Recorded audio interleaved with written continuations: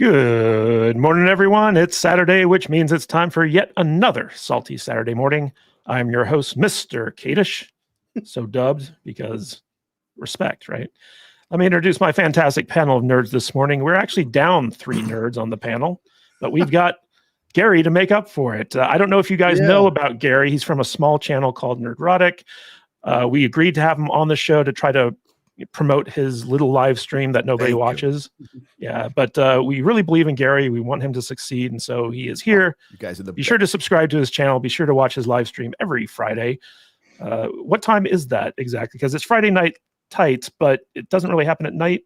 It's kind of like mid-afternoon tights. It's mid-afternoon tights that ends at night at this point. And I blame the Brits. We have a lot of Brits that come on. We didn't do it for As. It was just for, Drinker and Mahler to come on occasionally. That's why we made the time change. Well, very, very, very gracious of you, Gary. God, at your time, it starts at 1. I remember when I was on the, the only thing I miss about California once in a while is the Pacific Coast time zone. That's it. Yeah. Oh yeah, we started at 1. We started at 1. It's 3 Central, which is a little more normal, but that's crazy.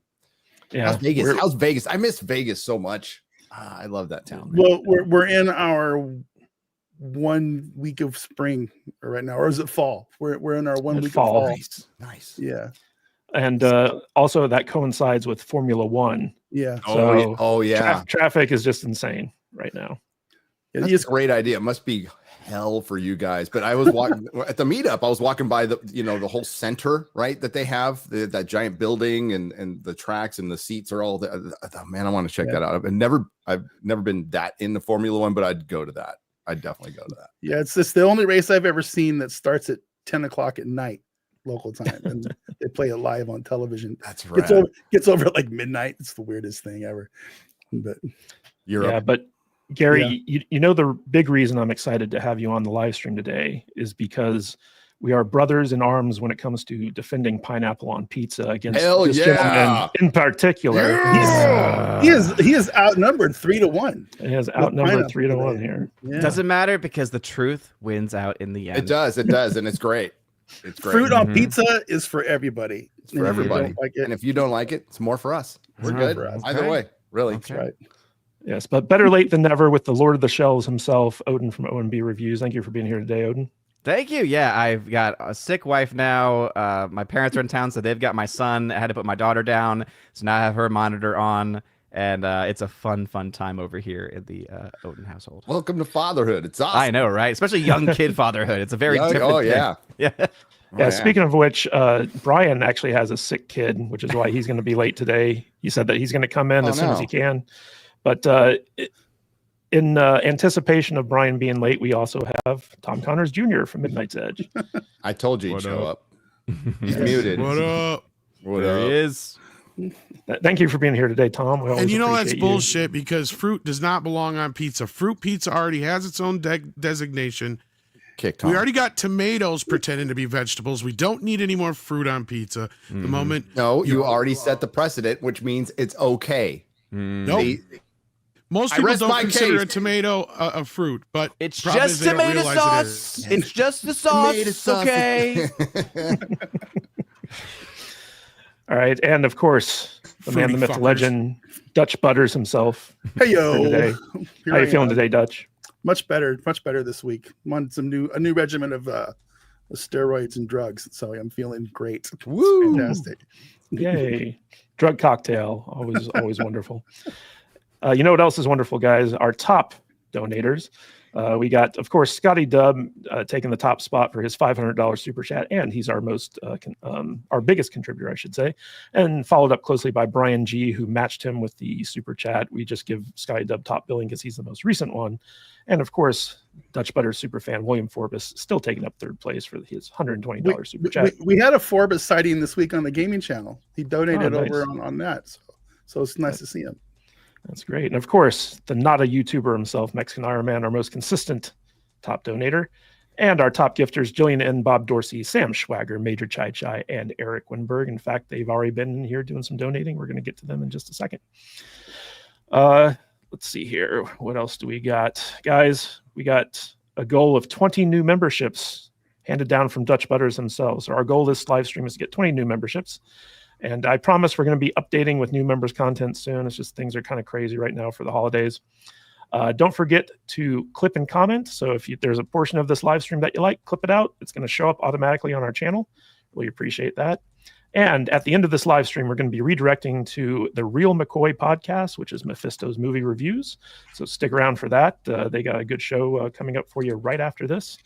And going forward, Brian and Shane have their brain show at 12:30 Pacific time, 3:30 Eastern time, right after this show. However, they've been slapped down by the YouTube gods recently, so they're not able to live stream currently.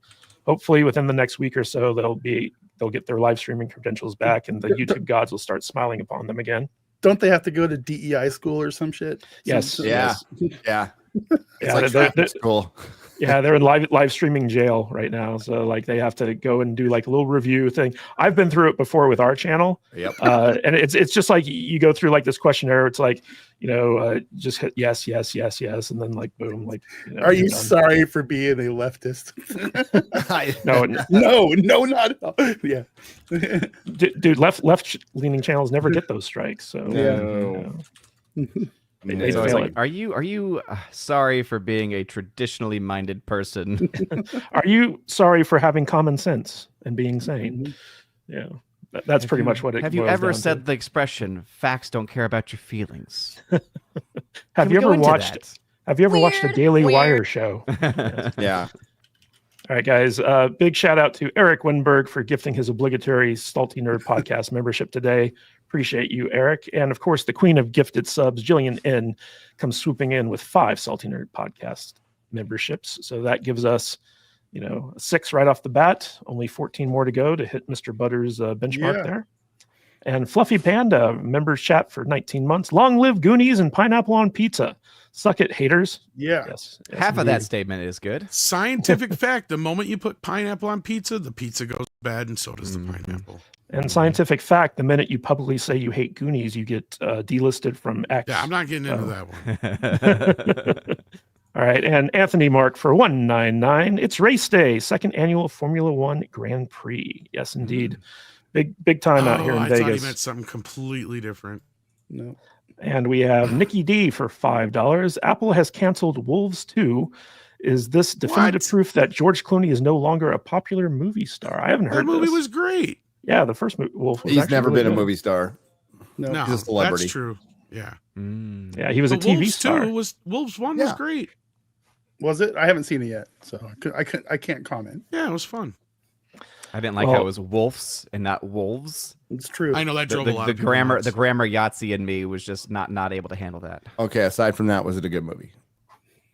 Yeah, No, it I said was. I haven't seen it. Like Oh, one of the reasons why I didn't want to see it No, was no, I because of respect that. Yeah. If you like Guy Ritchie type movies, you'll enjoy it. Yeah, Mrs. Nerdrotic liked it. It was like Ocean's 11, but with the Harvey Keitel character from Pulp Fiction as both roles. It was a little cool. bit of I liked Tarantino it. mixed Yeah. to it. Yeah. A little bit. You know what else is mixed, guys? Queerness. We have Kelly Marie Tran has not come out as trans, ironically enough, I know, right? but she's come out as queer. Yeah, I know. Well, I said if she did, then she could be Kelly Martin Trans. Yeah, exactly. Because Kelly's a guy name too. So. Wait a second. Isn't she just is she just trying to get a new role here? Yes, that's exactly what it is.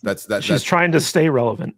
A jelly roll, maybe? That's the explanation for, and I don't want to get your channel in trouble, so I will say so many young transmissions in Hollywood. It's and the parents of those young transmissions is a way for straight people to still get roles because those boxes are checked. It's a real thing. It's horrible. Just the term queer, right? Like nobody knows what that means. So like you can say I'm queer. In fact, Brian from the podcast says it every show, and basically like it can mean whatever you want. You can be on the spectrum. See, when I was growing up, queer meant you were gay, but you just wouldn't admit it. Exactly. But now it means so many different things, Tom. When I was growing up, we had a game called Smear the Queer. I'm not going to condone it. I was just gonna say the queer guy was who we threw that really painful red rubber ball at as hard as we could. So that was Smear the Queer. I remember when queer just meant strange. It just What a world. But Well, I mean, the Lord only of the Rings, connotation, yeah. they're queer folk down there. Well, we all know the hobbits diddle each other. But Well, language is Okay, violence, Tumblr. guys. So we need to be careful about what we say. You know who doesn't need to be careful about what he says is Scotty Dub, who's dropping the 9999 super chat. Actually, he dropped a hundo, but Apple takes like that 1 penny for that type of thing. A heavy hundo on the occasion of a belated happy first anniversary to my man, Mr. Kadish. Trump 47 is on the horizon. The deep state is weeping and rending their garments, and Bitcoin is up 45% this month. Doge is doing even better. Oh, yeah. Long live the salty nerds. Oh man, Bitcoin. I made up so much more money on my Doge. Man, I've made like $50 on Doge this week. It's awesome.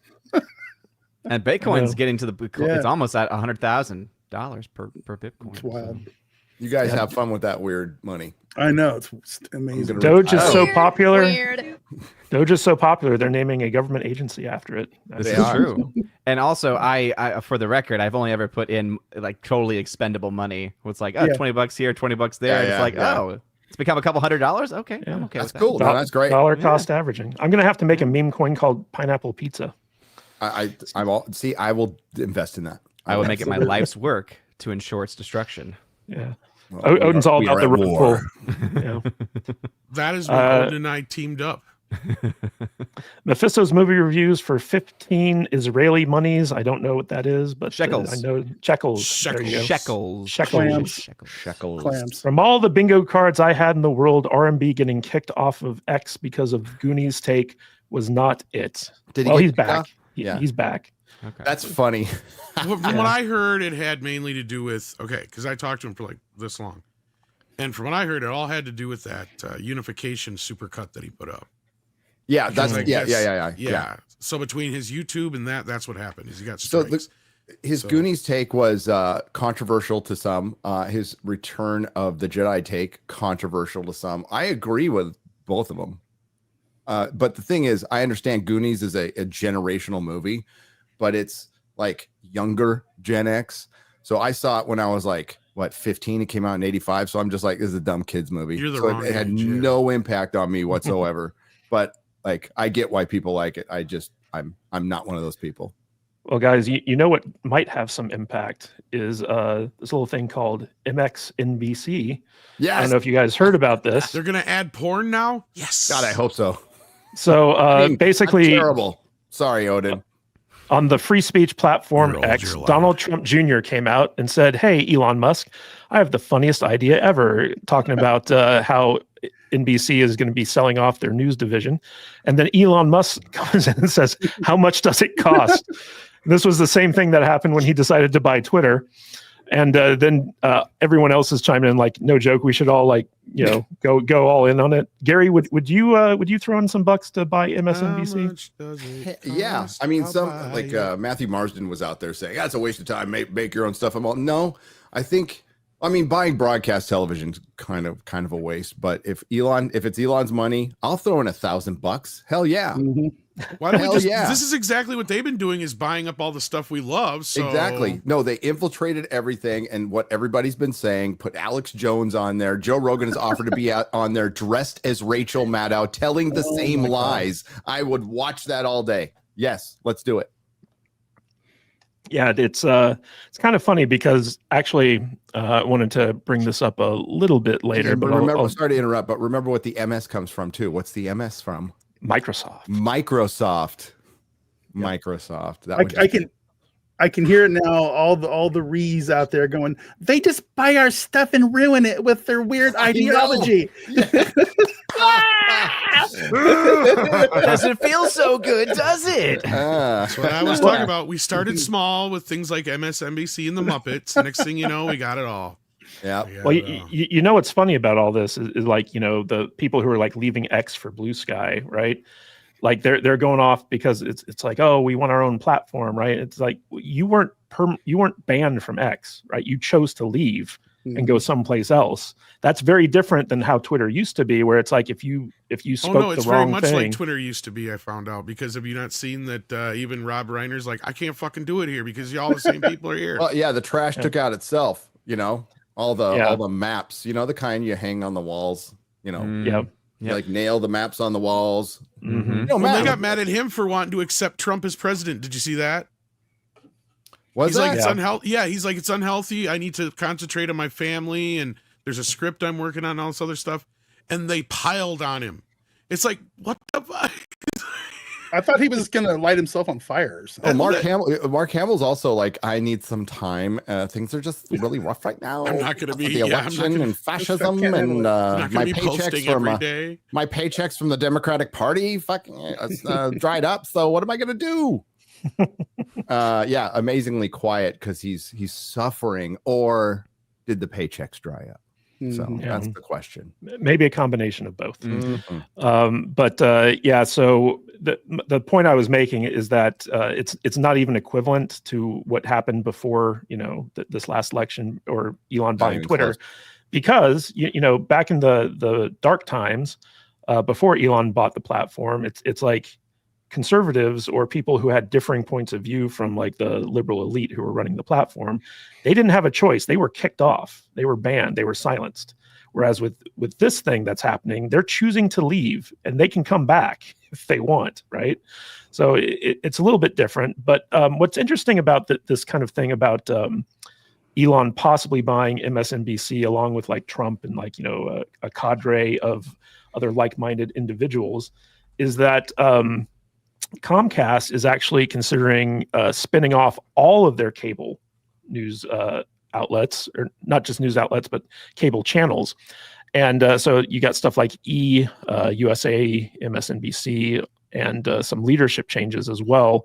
And this is a Wall Street Journal article that kind of goes into it. But what's interesting about this article, guys, is that when I was reading through it and I was kind of seeing how basically Comcast is planning to try to spin off all their cable holdings as like its own company, and that's going to help the stock prices of like both new companies and all this other stuff. I was like, the Redstones already did this with Paramount. Like this is exactly what National Amusements did when they decided to spin off CBS and Paramount into like their own separate companies, and that did not work out. No. Like that was a disaster. Here. I think the big difference here is Comcast is setting these all up for sale. That's what they're doing. See, Paramount was just doing that to try and cook the books and make things look better. They weren't planning on selling anything off at this time. I think they're really getting ready to unload a lot of these channels. If they actually sell them, yeah. If splitting them off into two companies, by the way, that was the opposite of working. It just didn't work. It broke Paramount, and they're still incredibly stupid, by the way. Incredibly stupid. God. Quick aside, guys. Sorry. I just watched Yellowstone, Tulsa King, Landman. Yellowstone is not on Paramount Plus. No. But then you think about it, you go, that's probably better. They should probably end Paramount Plus and sell everything and they'd be better. But with this, it's Comcast Universal. Let's keep that in mind. It's Comcast Universal. Selling this stuff off. Yes, they're selling it now because broadcast is dead. It is absolutely dead. The only thing keeping it alive and will for the time being is live sports until the streaming services can, especially Netflix, can figure out little bandwidth and start stream and Amazon Prime's already doing it. So once the streamers figure it out, which will be within a year, broadcast is dead. That's why Disney's pushing ESPN so much, and which is going to fail too. They need to sell it and get something, because initially, all these companies buy themselves out of extinction. You guys know this, but I'm talking to the audience too. So Comcast is freaking cable. It's cable. It's dying. So what did we do? We bought a bunch of stuff to keep us alive a little more, and then they have to dump. Same thing's going to happen to Disney with IP someday. So this is a natural order of things. The bottom has fallen out of all of this because, quite frankly, Tom, you'll agree with me. Odin, I think you'll all agree with me. This stuff was dying already 4 years ago, and it got a false sense of life through the pandemic. It should have died during the pandemic, and it didn't. So now they kick the can down the road, and the bottom's fallen out of their entire industry, of their entire culture, of their entire belief system. And good. It should have happened 2 years ago, 3 years ago, but it didn't, because they tried to force culture. Tolkien's son, Christopher, talks about coercion. The machine in Lord of the Rings is coercion. And that's exactly what the machine has been doing to us for the last 4 years. And now they're paying the price. And I say good. Yeah, I think it's important to point out that a lot of these channels, like, the E Entertainment channel, the Sci-Fi channel, stuff like that, they were only in existence because they were part of a cable package, right? Like it wasn't like the big networks where it's like, ABC, NBC, Fox, like all this other stuff that had broadcasting rights. It was like these other channels were basically bundled in and forced upon consumers with like cable packages. And so like their existence was kind of artificial to begin with. It was just about adding value to the cable package so they could charge them more on a monthly basis as opposed to watching TV for free over the broadcast airwaves. And when it comes to this stuff, like Gary, you're absolutely right. Like over the pandemic, like we had this big shift into streaming content. And one of the reasons that Yellowstone isn't available on Paramount Plus is because of the licensing deal that they had before they went the streaming route, right? Yeah. So like they basically sold the rights to Yellowstone to, I think, was it NBC, Peacock, something like that. Yeah. CBS's good old cock, it was short-sighted because they were like at the time it was like separated out into CBS and Paramount as well. CBS all ass. Yes. Yep. Yeah. All ass indeed. It's just one of those examples of like Hollywood being short-sighted, not being up with the times, and also like just being greedy for the most part. But Tom, what's your take on this? Do you think that there's a possibility that Elon would actually buy MSNBC and turn it into the X network? I do, and I agree with Gary only to a point. I agree with him up to, I don't think cable is dead yet, because I think streaming is basically the Wizard of Oz, right? He's there behind the curtain. It's a real person. It's working, but it's not quite as up to snuff as we think it is, right? Like, to be punny with the movie coming out this weekend, even though they turn him into a bad guy. And I've had that argument. And I've noticed the separation. It's like most men understand the wizard. Most women think he's a bad guy. I don't get it. But anyway, that being said, that's not about what we're talking about here. I think that this whole Tyson fight proved that the infrastructure is not ready for cable, like, or to lose cable yet, because there was no way it was all Netflix, right? And you had 30, 40, 50 million people all trying to tune in at Netflix at once, and everything crashed.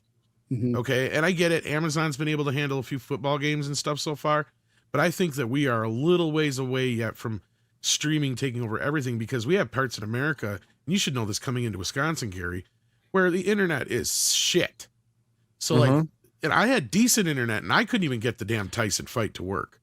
Yeah, they're a ways away from showing a Super Bowl on Netflix. That's what I'm getting at. Yeah, try to double the audience you just had. It's a couple years.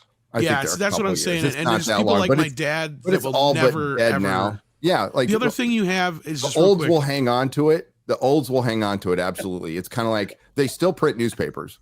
Yeah. But the thing is until they actually conglomerate everything, the streaming wars are still kind of going on, right? Until Netflix and Amazon are the only two left standing, basically, which we all know is what's going to happen at the end of the day, 10, 15 years from now. But yeah. Yeah, but there's also bandwidth issues to take into consideration. That's what I'm saying. The whole country is not ready for this shit yet. Like, we have areas that still have dial-up. But that's an infrastructure type thing. Like, and with Elon Musk talking about like putting out, Starlink to all the rural communities and stuff like that could be an answer to the issue. Starlink's pretty good. I think Gary's right. I think it's just a matter of like a couple years before like it's ready for prime time. Yeah, we're in the we're starting the fourth quarter, right? And broadcast TV's down 42-7. Could they conceivably come back in the fourth quarter? Yes, but they're not, because they just lost their starting quarterback and the cheerleaders are crying. I mean, it's over. It's so we're watching this just play out. That's all we're doing. And I think it's kind of fun, but Tom's right. It's going to be Apple, Amazon, Netflix. And if Disney will probably hang around too, because they own so much stuff. But if Paramount were smart, which they're not, if Warner Brothers were smart, where they're not, they would just stop streaming altogether. And and listen, I was one of the proponents. The studios will merge, if this is going to work, you got to put all your shit on one platform. You got to try that first, and they never did that, right? So now it's just like, be the arms dealer. And I'm not the one who came up with that analogy, but it's good. Be the arms dealer. That's what Sony's done, and they're going to be fine. They're just going to make stuff. They're a production house. And it's ego. So these studios, these legacy studios are dead. Old Hollywood is already dead. What Hollywood's going to be is a side hustle for larger corporations doing other things. It won't be its own industry anymore. which is incredible and scary to a lot of people, because that means if Amazon gets bored one day or they need to satisfy some shareholders up, okay, we don't need Prime anymore. We'll keep it for live sports, and we won't make stuff anymore. Like we'll keep the Prime up there for rentals and but we won't make stuff anymore. We're done. Well, and that's what I'm kind of getting at, is like there's this illusion with streaming, right? Because I know we all know it's inevitable, but like I keep looking at it as like every time Hollywood keeps trying to do something with it, it's like it's not quite ready yet. No, and people are not quite ready yet to adapt it, because all they keep doing is making channels that are like cable channels now on streaming. And Gary's right, like Andrea said from the start, this was basically the world's dumbest format war. It was where everybody decided, every studio decided they were going to come up with their own format instead of all working together, like Gary just said. Because and I want to get Odin's take on this. So Odin, there's been a lot of memes about MXNBC where they're like, oh, give Alex Jones control of programming, or like basically rename it InfoWars and like all this other stuff. Yes. What's your take on the potential idea of Elon buying the most anti-Trump network out there? I mean, I would just love to see it. I think that it would also just be the best troll that could ever exist. Like, this is the great timeline. Like, there's just so many things, whether it's Elon buying Twitter, whether it is the results of the election. It just seems like we're going in this trajectory. So for like MSNBC to be put up for sale, and for someone like an Elon Musk, or there's been other groups I know that are also interested in potentially buying it, that would just be an amazing thing to see. Yeah, so go ahead and throw like a Alex Jones on there, or do exactly what they were trying to do to Alex Jones. Yes. And turn it into a complete joke. Right. Yeah. And that's exactly what they try to do to him. And they try to do it through nefarious means. Whereas on this side, it seems that we're trying to at least do it completely legitimately, of like, hey, let's just buy it outright and then, do what we want with it. The one thing I'd be interested in actually is going to be the naming scheme. Like, would they be able to actually buy MSNBC because of, one, obviously, as you mentioned, right, MS for Microsoft, or just NBC, that name being in the title, would they have to change it? I imagine that they might, because of the, brand connections there. But obviously, you'd still get the infrastructure. You'd still get the, I assume you would get the brand to a certain extent. So it'll be interesting to see exactly what you can buy and how that would actually play out. And the one thing I'd also mention, because it was kind of being brought up a little bit, was don't forget also that even though YouTube, like Google did try something with YouTube Red and it just did not work, I think YouTube is also still a player you have to think about, because of just think about how much bandwidth, how much content they are. They have. I mean, it's just huge, right? They are the player. If they actually had better like people running things as far as like an actual brand, like of a premium content, I think YouTube Red probably would have done better. But clearly they just didn't. They had Cobra Kai, and that was about it. That was like the only good idea that they had at that time. So if they get some better idea people, they could be a huge player in this space. Well, as far as the Jake Paul, that rigged fight that we watched. Terrible. The girls before that were awesome though. So that probably would have been fine on YouTube, but 65 million people hitting one streaming service. This is probably the only platform that could have done it. Now I'm going to say something very discouraging to streamers out there. So sorry. They put the hammer on your streams. They do. There's a limit they allow.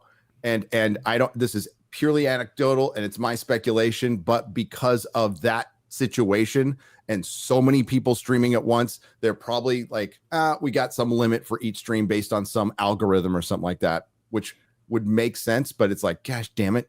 So they are hammering me down. It's like, yeah, but it's not because of your views or your political views or whatever. It's because they can't handle it. And I've talked to people at YouTube, and the algorithm is something they maintain. They don't entirely understand because the people who built it are gone. So it's crazy how that works. But YouTube could handle idiocracy over there. Yeah, basically, yes. Yes. I mean, our world is right now. But it's like YouTube will be the first to handle a Super Bowl. I think it could be the first to handle a Super Bowl if they want it. I mean, getting the NFL package on YouTube TV was huge. That was a big get, taking it away from DirecTV. And now everybody's just used to it. I don't watch any of it, but a lot of people do. All I want is a photograph of Elon Musk at NBC headquarters carrying out the kitchen sink on X. That's all I want. Let's do it. I'm all the other thing that just kind of boggles me though is they keep putting their streaming shows on TV, and they still haven't been able to get the audience for a show that they used to on TV quite yet. Right? The only exceptions being shows that are shown simultaneously, like on Max, like Game of Thrones and Penguin, maybe.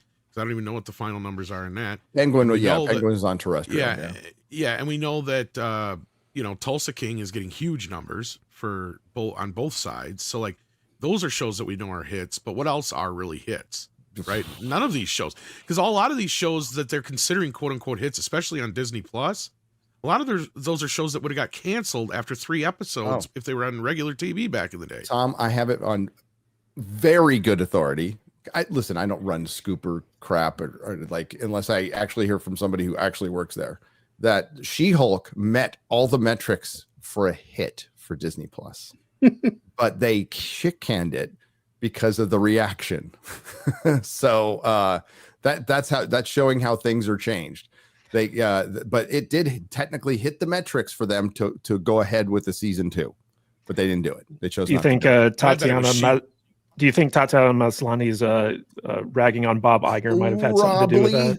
Yes, I would say that would probably have something. Ragging on your CEO, even though I think he's an idiot, but not a good idea. Yeah. You know what is a good idea though, guys? Members chats. Kalikioki gifted 1 Salty Nerd podcast membership. Thank you. Am I pronouncing that right, Odin? Every time. Just Kalikioki. Kalikioki. Okay. And Aaron Charman gifted 1 Salty Nerd podcast membership. Guys, Danny the Dork Knight has entered the chat and he says, you guys are going to talk about unification, right? Yes, we are. Eventually. We're going to get to it. Top of the hour. Then we got a members chat from Goran Falth for 5 months. Pineapple pizza. It's a good member right there. It's a good member. Exactly. You know who isn't such a good member? Fluffy Panda. Just joking, Fluffy. He's a jerk. Yeah. Wow. Well, he's just biding his time for Brian to show up.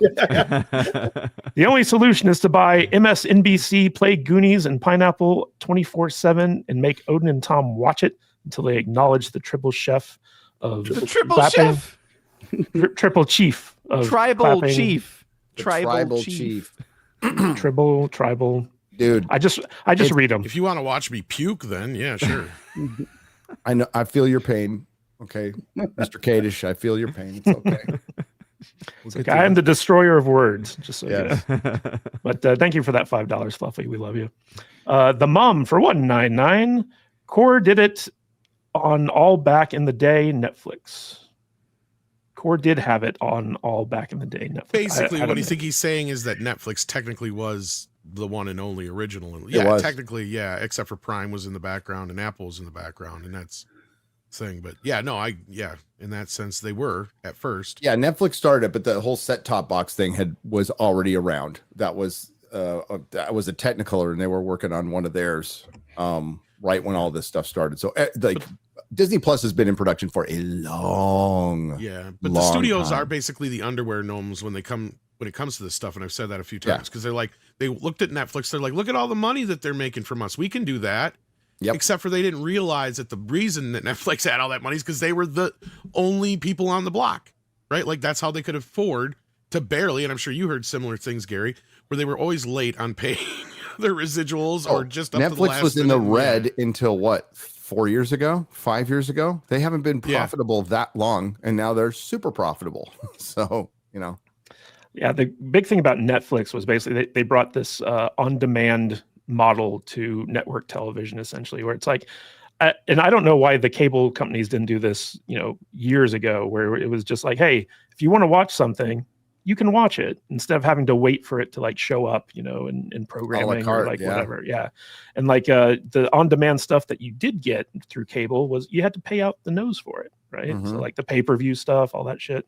So I was just like, I can remember living in LA and dealing with Time Warner cable and just being like, God, I just wish I could watch some of these things. And then when Apple TV came out, where it's like you could download the episode and watch it on your TV, it's just like, oh, Matt, this is great.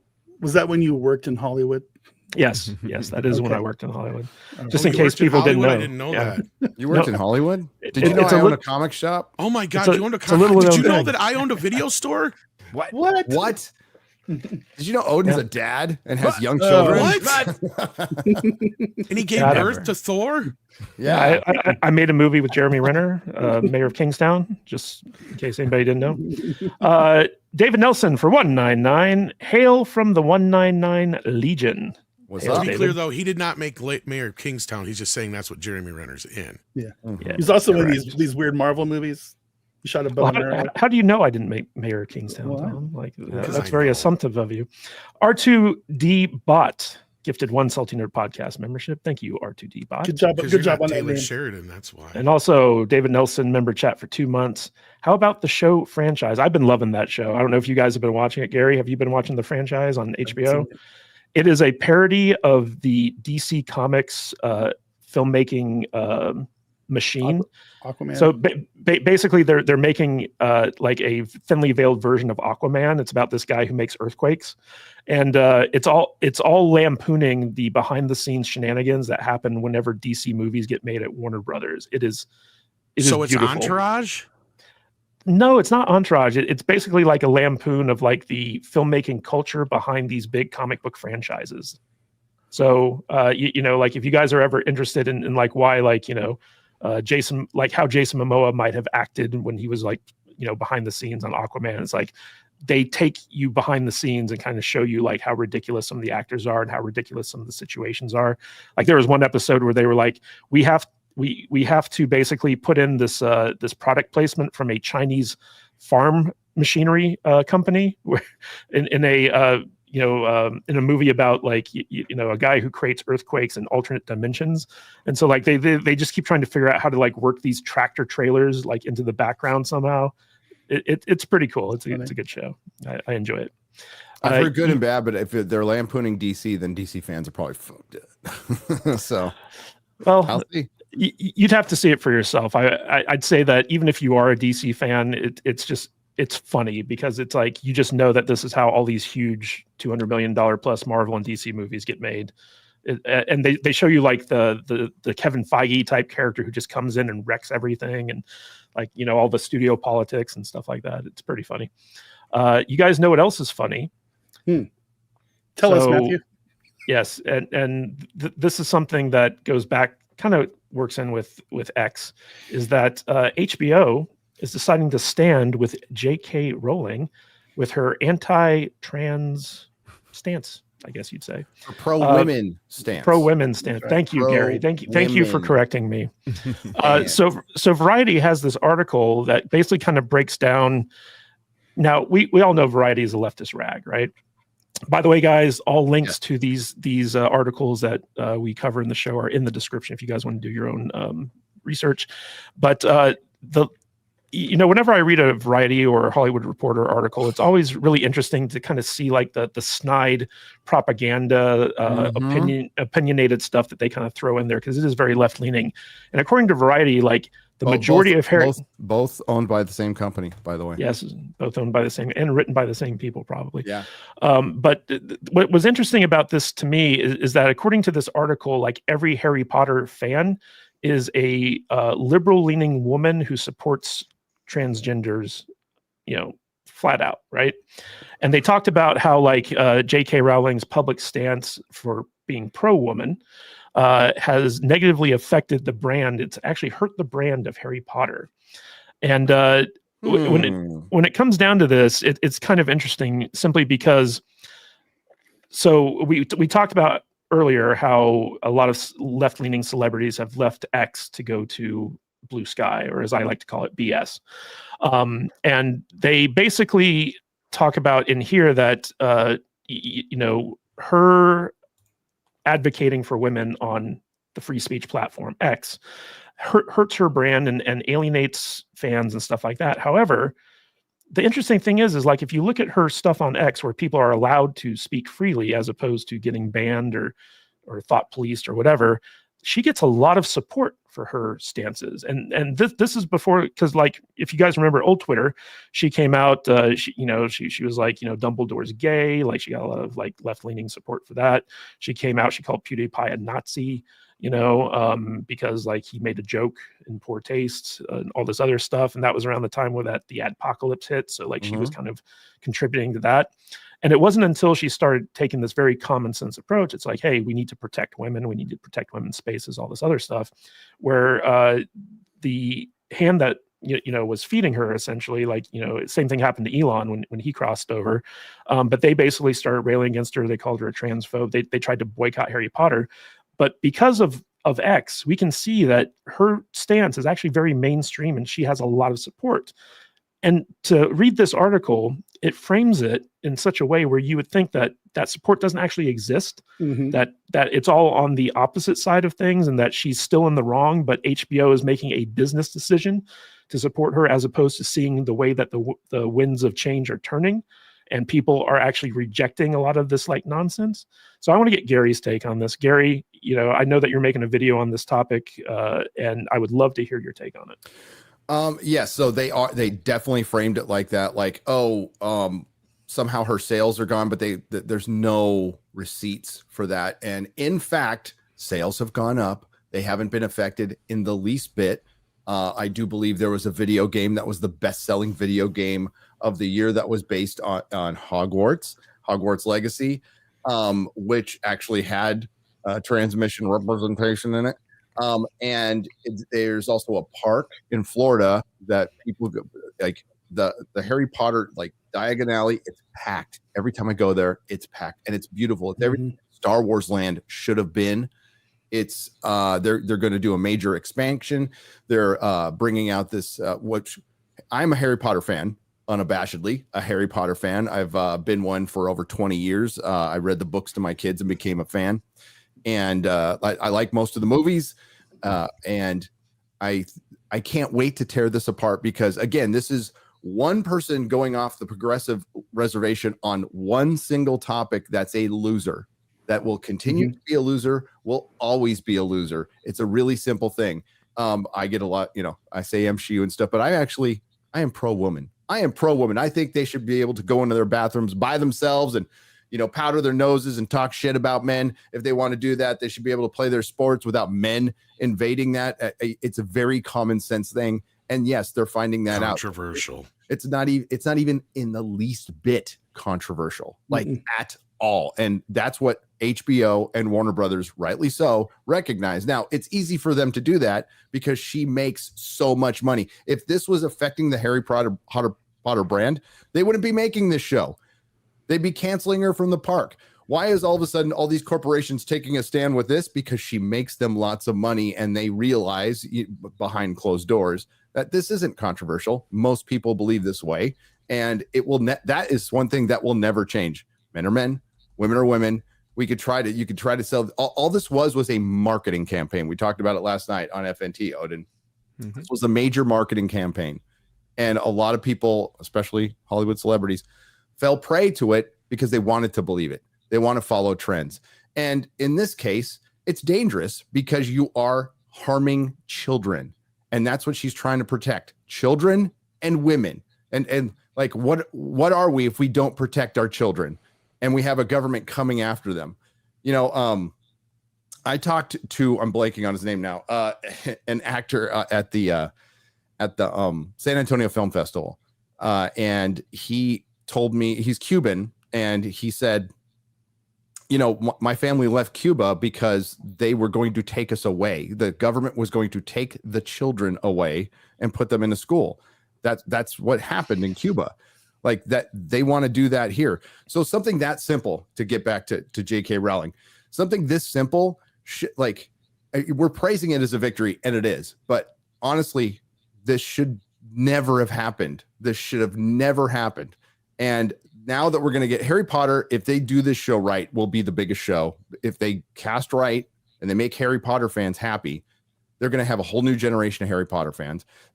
Harry Potter is the millennial Star Wars. It will be the biggest show in the world. It will be released weekly. They will be able to cover the books properly. And I'm cautiously optimistic about this. I want it to be good. I think this thing will be huge when it comes out. Warner Brothers standing up in this case is good. Would Disney do this? That's the question. Probably not. And that's why they're going to die as a company, because they're so wrapped up in their own ideology. But in this one instance, because J.K. Rowling, let's not forget, is a massive progressive, as Matt pointed out, and that's not changed. But in this issue, maybe she's going to start to see the light. Maybe she's going to start to see who's supporting her on this issue, which is both sides. both sides as a sporting are an issue. That's exactly what Elon started to see when he started seeing the light, which is common sense. Common sense. That's what we need to return to. We need to return to this era. And I think this is a great sign for it. This is exactly why we are winning, because the modern audience is a myth. Always has been, always will be. There's only the audience. And this modern audience that they've been chasing has cost them billions of dollars. And good. Sorry, I went on a little too long. Nope. It's okay. No, you're 100% though.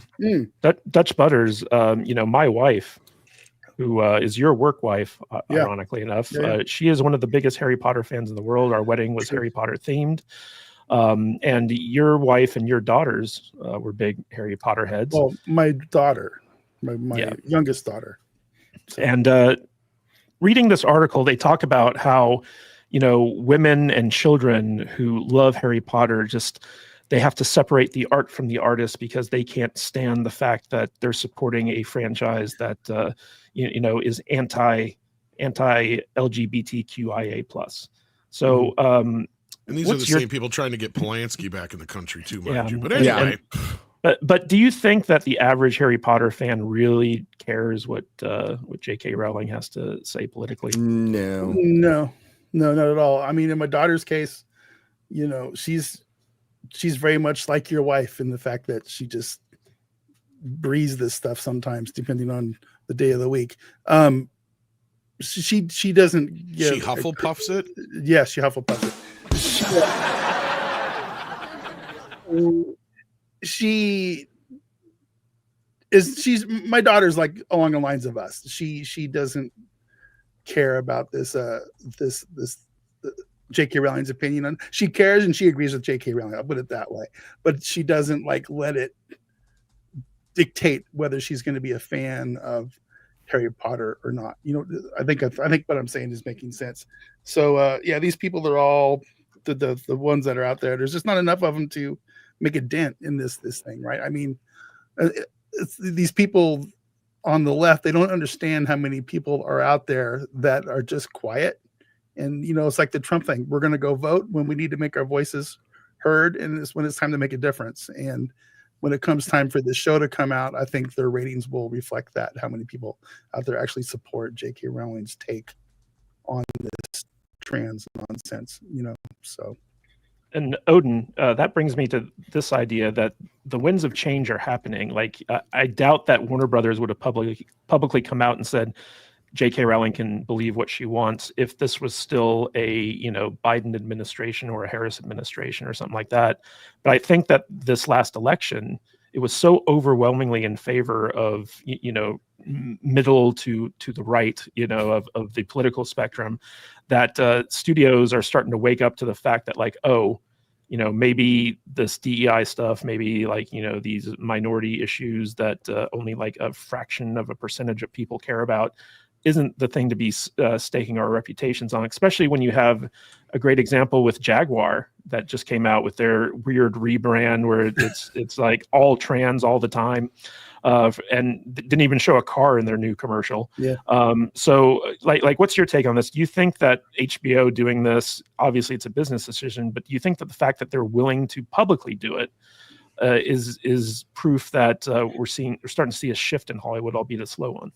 I do, because it shows us at the very least when it comes to HBO or the parties that are involved in the creation of this series that there are not at least any real, huge activists in this specific space. Because we all know, right? We've seen this in so many other franchises and so many other, actors especially, where when you have a clear activist who is on board with certain things, especially within the alphabet community, that they are very clear about pushing that messaging, about not being apologetic for it, and for seeing their revenues therefore completely fall out. And what's interesting here is because I actually was trying to find some numbers, because it is sometimes harder to track movies and books and other things like down the line after initial releases, because people don't care about as much knowing those numbers up front. But the publisher, Bloomsbury Publishing, saw a big increase in their sales, 32% for the first half of this year, 2024. They've already seen a 32% increase in their sales, and pre-tax 50% increase. And they credit that to not only the J.K. Rowling novels, right, the Harry Potter novels, but also to another one of their authors that they have on staff. And so clearly they are still, giving a lot of support to say, hey, these films and these books are still selling very well. And then also I saw another metric saying that the books alone back in 2023, last year, saw a 15% increase. A lot of it because of TikTok trends and because of digital marketing as well becoming a lot more prominent, and digital sales also improving too. So yeah, as we get closer to this series, those sales are going to, just like with most series, continue to go up, and gonna, as they've been trying to do, introduce this to a brand new generation of fans. And you're gonna have the old fans coming in because they want to see what kind of adaptation it's going to be like. They're going to be able to hopefully bring their kids to watch it as well. And if you can have the show be something that, at least for the first few, right, where it start off a little bit more on the family friendly side and then they get a little bit more serious as it goes on, kind of saw the movies do something similar to that, then you could potentially see this be a massive property, even bigger than what it already is. And yeah, it absolutely shows us that they obviously care about the money side of this, but if they were true activists, not even money would be enough for them, because we've seen too many companies, too many showrunners just throw their IPs into the ground, into the gutter, out of pure activism and not caring about the results. Clearly that's not the case here. So yeah, absolutely, they've got the right people, it seems, on board for this project. And why wouldn't she be heavily involved in her own project when she's here? She wouldn't sign off on it. She doesn't need the money. Mm-hmm. She doesn't need to do anything. And what's interesting is HBO actually has kind of a track record where they're like, story first. Like, we don't care about your politics. We just want like a good show. And they're kind of rare in Hollywood in that respect. But Tom, what's interesting about this is that, you do have this situation where J.K. Rowling, she famously told Spielberg to fuck off because he wanted to change, his adaptation of the book when she was first shopping around the movie rights and stuff like that. So like, she turned down like the biggest director on the planet because he wanted to take her books in a different direction. He's like, no, you're going to adapt these things exactly how I wrote them. And she's had that kind of control over the Harry Potter franchise ever since then. And you see examples of like, Lucas giving up control of Star Wars to Kennedy, and then Kennedy just going crazy with like the propaganda. You see this time and time again with like franchises where basically the original creator steps back, like Lord of the Rings, right? It was like let's put in as much, orcs having families and orcs being, allegories for black people and like all this other stuff in Tolkien's work. And it's just one of those things where it's like, if J.K. Rowling wasn't still around and still kind of controlling her creation, you very easily see this thing go off in a completely different direction, because you have the main actors of the movies coming out against her for her stance on women's issues and stuff like that. And it's kind of funny because in the article, they also talk about how like the older actors who were involved in the movies, like Helena Bonham Carter and, the guy who played Voldemort, I'm blanking on his name. Ralph Fiennes. Yes, thank you. They're all like, no, she's right. Like, let her speak her mind, even if you disagree with her. And like the young kids are like, oh, whatever. And famously, there was that actress who was involved in the Fantastic Beasts things that just came out and bit the hand that fed her. And J.K. Rowling's like, I'm going to write her out of the movies. Like, she's no longer going to be involved. So what do you think are the implications here of like the fact that J.K. Rowling is still so involved? If she wasn't, do you think that the Harry Potter franchise would be ruined? The Harry Potter I don't think it could be ruined. It is so monstrously big at this point. But yeah, biting the hand that feeds you is stupid. I've told you about this before. My headcanon for the show is to erase Daniel Radcliffe and Emma Watson from existence, who've gotten some roles, but really, and they said Rupert Grint came out against it. I always mispronounce his last name. I don't recall ever hearing that. I don't either. From Rupert. I don't recall that at all. But Emma Watson. I think I read the quote, but I never actually heard him say it. Yeah, I think it was really mild. I don't think he's really. But none of them have had big, huge careers afterwards, because Emma Watson can't act. I mean, she just can't act. But no, what's going to happen is she's going to continue selling lots of books, and I think they found the formula because the Wizarding World didn't work. Like, it didn't work because you need to be at Hogwarts. It's a Harry Potter franchise. If you want to go ahead I mean, getting past the 19 years, maybe. But nothing can kill this franchise right now. Like absolutely nothing, especially this issue. Like this issue, with George, we always knew George was a leftist, George Lucas. We always knew it, but didn't bother anybody. It didn't bother a single person because George kept that stuff out of Star Wars. Sorry. Talk me nerd points there. I got Star Trek on my head. But as far as, this, dude, nothing is going to stop this franchise unless what's going to stop it? Horrible casting for this TV show. That will kill it. As Ryan has brought up, if Hermione is black, it's which she is all for. Like, keep that in mind. Like, this is going back to the whole idea that she is a progressive, and I have zero, horses in this race. Her thoughts on the play. Yeah. We're talking about the play, right? The Cursed Child, what she didn't write. No, she's actually brought up in this new show. They want a very diverse cast, and she's all for it. In fact, she's the one supposedly pushing for it. Well, the cast is diverse. The thing is, if you cast correctly, it's still diverse. Guys, speaking of that, this is a great transition into How to Train Your DEI, aka How to Train Your Dragon, which released its first teaser. But the thing that everyone's been talking about. With her real quick. Well, move on from her. Well, I'll let you say your piece in a second here, Tom. So basically, the thing isn't about the live action trailer. It's about the fact that this Astrid character has been replaced by a young woman of color, and everyone's losing their minds about it. And the director came out and basically said, hey, we're doing a fantasy here. So it doesn't matter if it's not historically accurate. But the thing that Hollywood doesn't seem to understand is that people want to see faithful representations of stuff that they love. Right. So like all this stuff, it's basically, diversity and equity and inclusion based, but fans don't want to see that. They want to see faithful representations. So Tom, go ahead and make your point, but also chime in on this. Why do you think Hollywood just continues to double down on this whole race swapping thing? Well, my point had less to do with the race swapping. It had more to do with herself, her point of, the women's rights thing. It's funny that I just find it hilarious that that's the breaking line for some people and not killing babies. But otherwise, on that note, like this whole thing with her, with the changing of the character in How to Train Your Dragon, we knew about this when the movie first started filming, and people blew up then about it. And to me, it's like, I'm of two minds of it. It's like part of me doesn't give a shit. Because as you're right, the director is right. It's fantasy. It doesn't really matter. It's not like it's the Leif Erikson story or some shit like that, right? It's about dragons and shit. But then again, you're trying to do a quote unquote live action version of your pre-existing animated movie, and this is a problem that Disney just can't seem to get around. Is it's really easy just to find somebody who looks like the original character that you already designed. Why aren't you doing that? When 90% of this trailer that we've seen so far looks exactly like the original cartoon, she sticks out like a sore thumb. Mm-hmm. So if anything, you're kind of calling more attention to it. And this is kind of the thing that reminded me of during the Batman.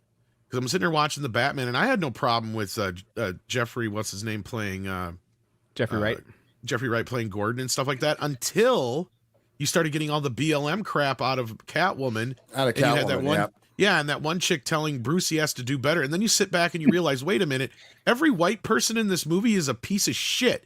Is that the only reason that Gordon is black? So they could have him be good because they couldn't stand have him be a white good guy? Because they even make Bruce Wayne vicariously a piece of shit in a lot of ways. And Alfred definitely for keeping all that stuff from him and about his family's past. But anyway, that's neither here nor there. But I can see where people are upset about this because you have a character in mind.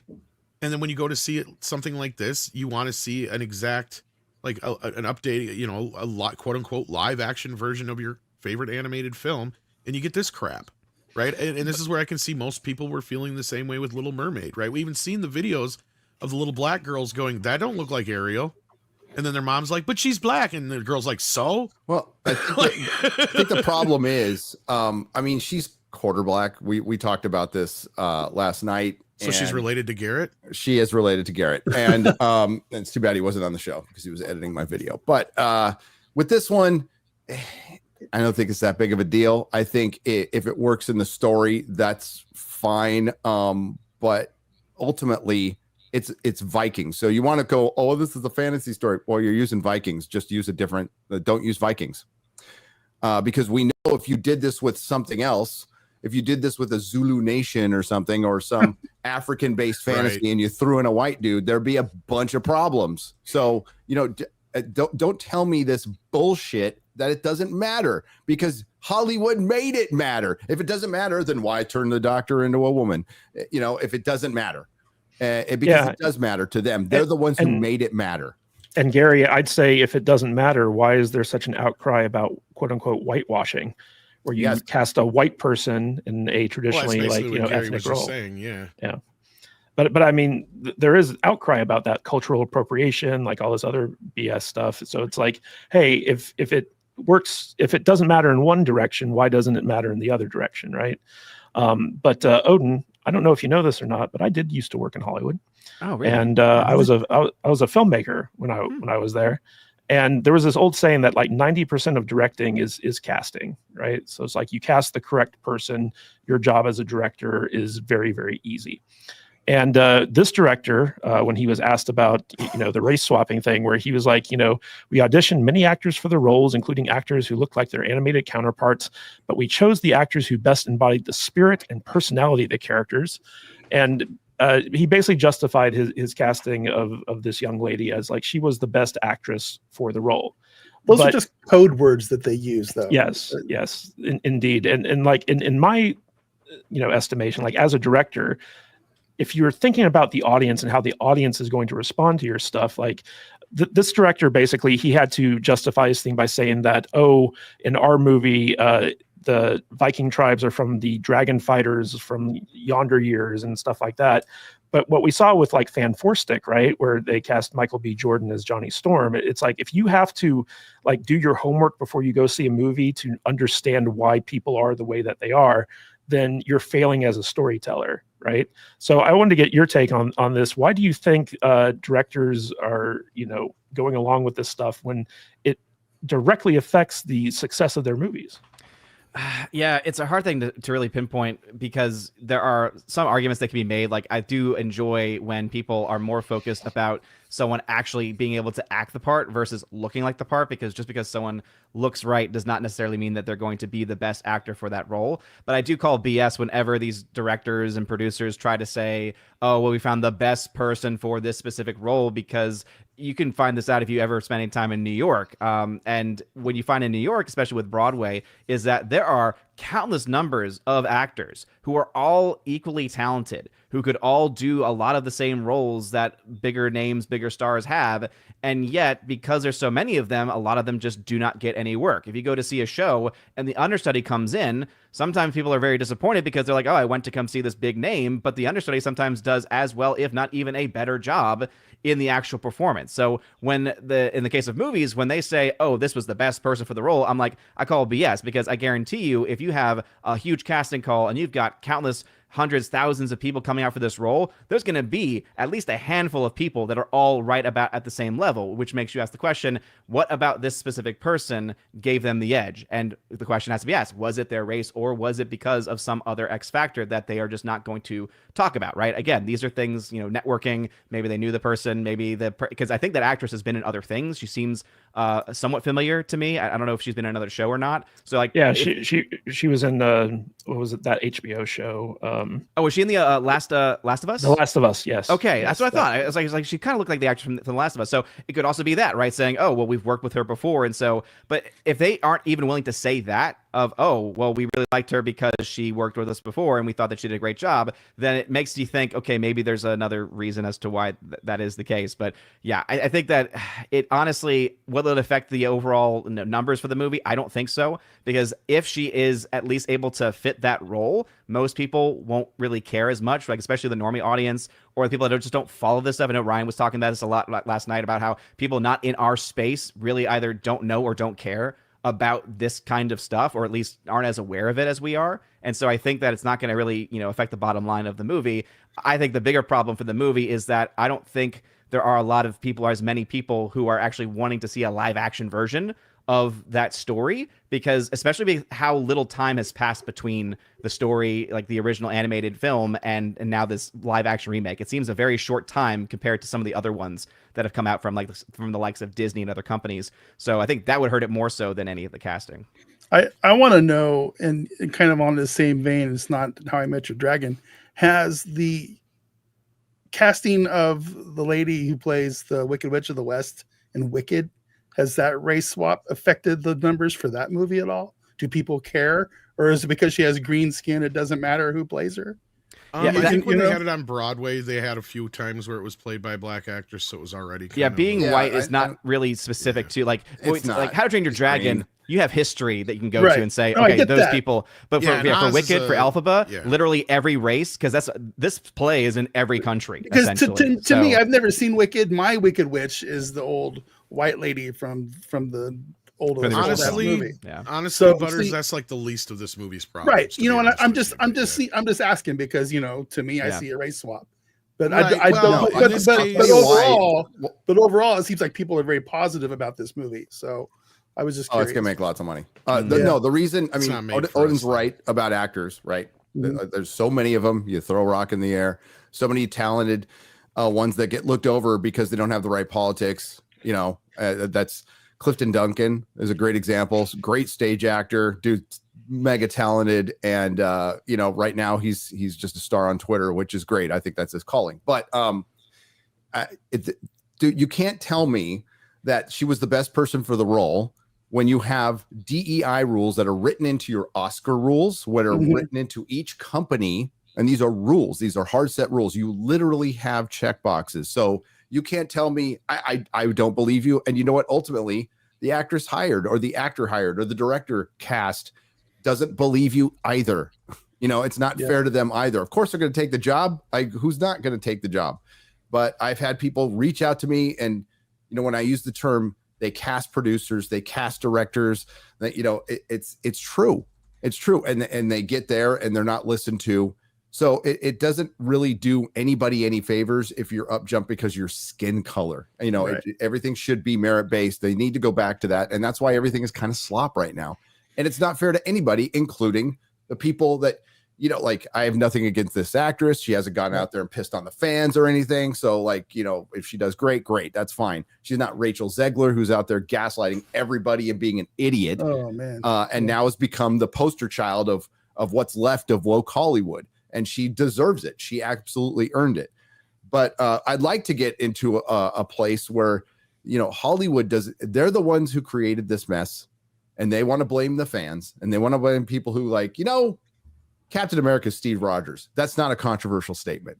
It's not. But if I go out even on Twitter today, it'll hit Reddit 48 hours later, and my mentions will be filled bunch of whatevers going after me because I said Steve Rogers is Captain America, which is, you know, like the Miles Morales is Miles Morales.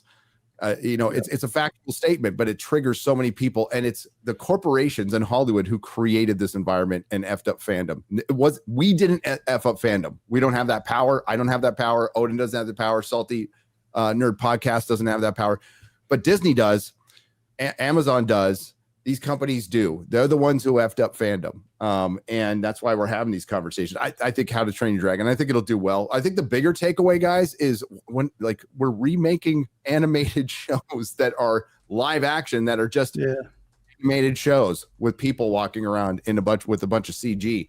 Well, and in the case like Lion King, it's just basically an animated movie all over again, but people have to call it live action. It's not like John Favreau was sitting there with a steak in front of a lion going, act for me. Come on. Show me some emotion. You know, it was just literally just animation at the end of the day. And I just want to say something quick about casting calls.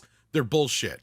Whenever they say they're doing a casting call, they already know exactly who they got in mind or what they got in mind, because the most recent one I remember was The Karate Kid. They said, oh, we're doing an open casting call, blah, blah, blah. No, they were looking for an Asian kid, and that's it. They knew exactly what they wanted, and that was it. So, like, are you saying, Tom, are you saying it's like the NFL head coach hiring process where they're required to interview 2 black guys, an Asian dude, and somebody from Taiwan before they can hire the guy that they really want? Sort of, kind of, but in this case, it's just more like Fugazi. It's just they're putting up a sign saying this is what we're doing when they're not. It's all. Yeah. Well, guys, Fugazi aside, we got some super chats to get to real quick. Eric K for $4.99. Didn't the JK stuff start when the serial rapists got caught and said, "I'm a transformer"? They let this monster in a woman's prison to do the same. I think it started before that, but that was one of them. That's one. Yeah, pretty that was one normal of the triggers. I resemble that remark. Yes, indeed. We also got Def Not Row, to this pride. member for 21 months. Her stance helps the brand because parents don't have to worry about it becoming the message. Yep. Universal is still adding to their Harry Potter park as well. Yes, that's very true. And Shorty Short for $2. AOC removing pronouns from her bio is huge, if true. I believe it is true. Isn't that right, guys? Like, she no longer has her bios. I like the one Republican guy that came out and said, my pronouns are Republican majority.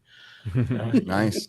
AOC, also an actress who auditioned for a role and got it. Yep.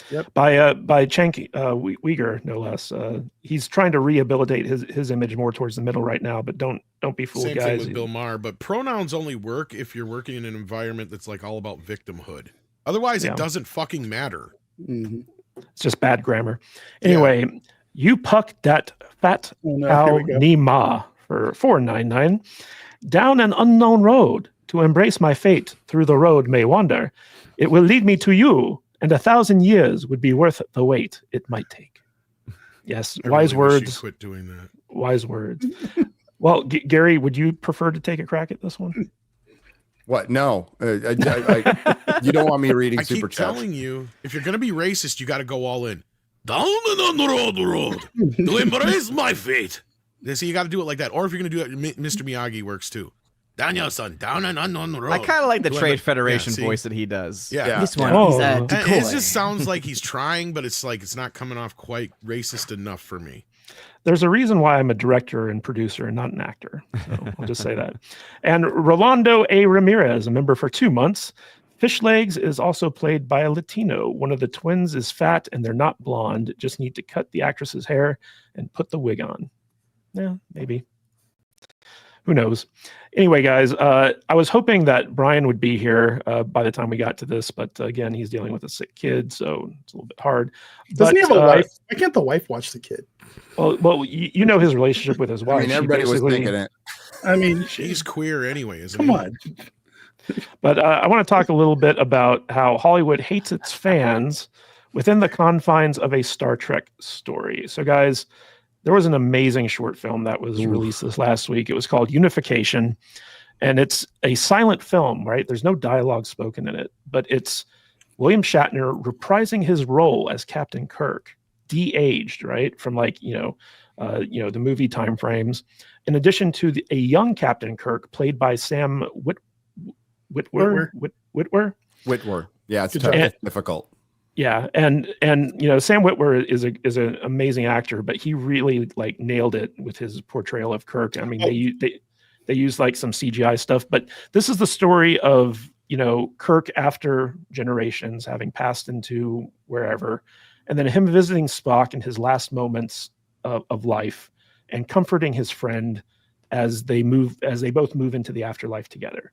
And it's symbolic in ways that I have a hard time breaking down, but at the same time, like I was watching this and I had heard about it on X, and I was like, I'll watch it, dude. I started tearing up as I watched this. Like, this was such an emotionally powerful short film that if you have any love left in your heart for Star Trek, it's going to fucking trigger you in a good way. And as I was sitting here watching this, I came across, I started thinking about this other thread that I found on X that kind of contrasts what I experienced watching Unification, which is this thing where Anson Mount comes out and basically tells half of America to F off. And he says, I will brainwash your children into transgenderism. And this is the main character of Strange New Worlds, right? Like the new captain. This is Kurtzman Trek versus original Trek.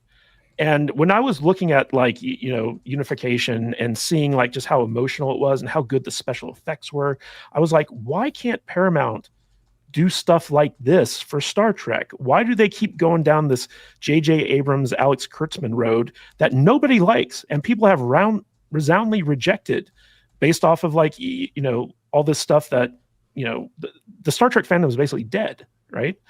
And the only kind of shining light was briefly Star Trek Picard season 3, which Gary, I know that, you and Terry Metalis were kind of buddy around that time, but he seems to kind of have left the reservation now that he doesn't need you anymore.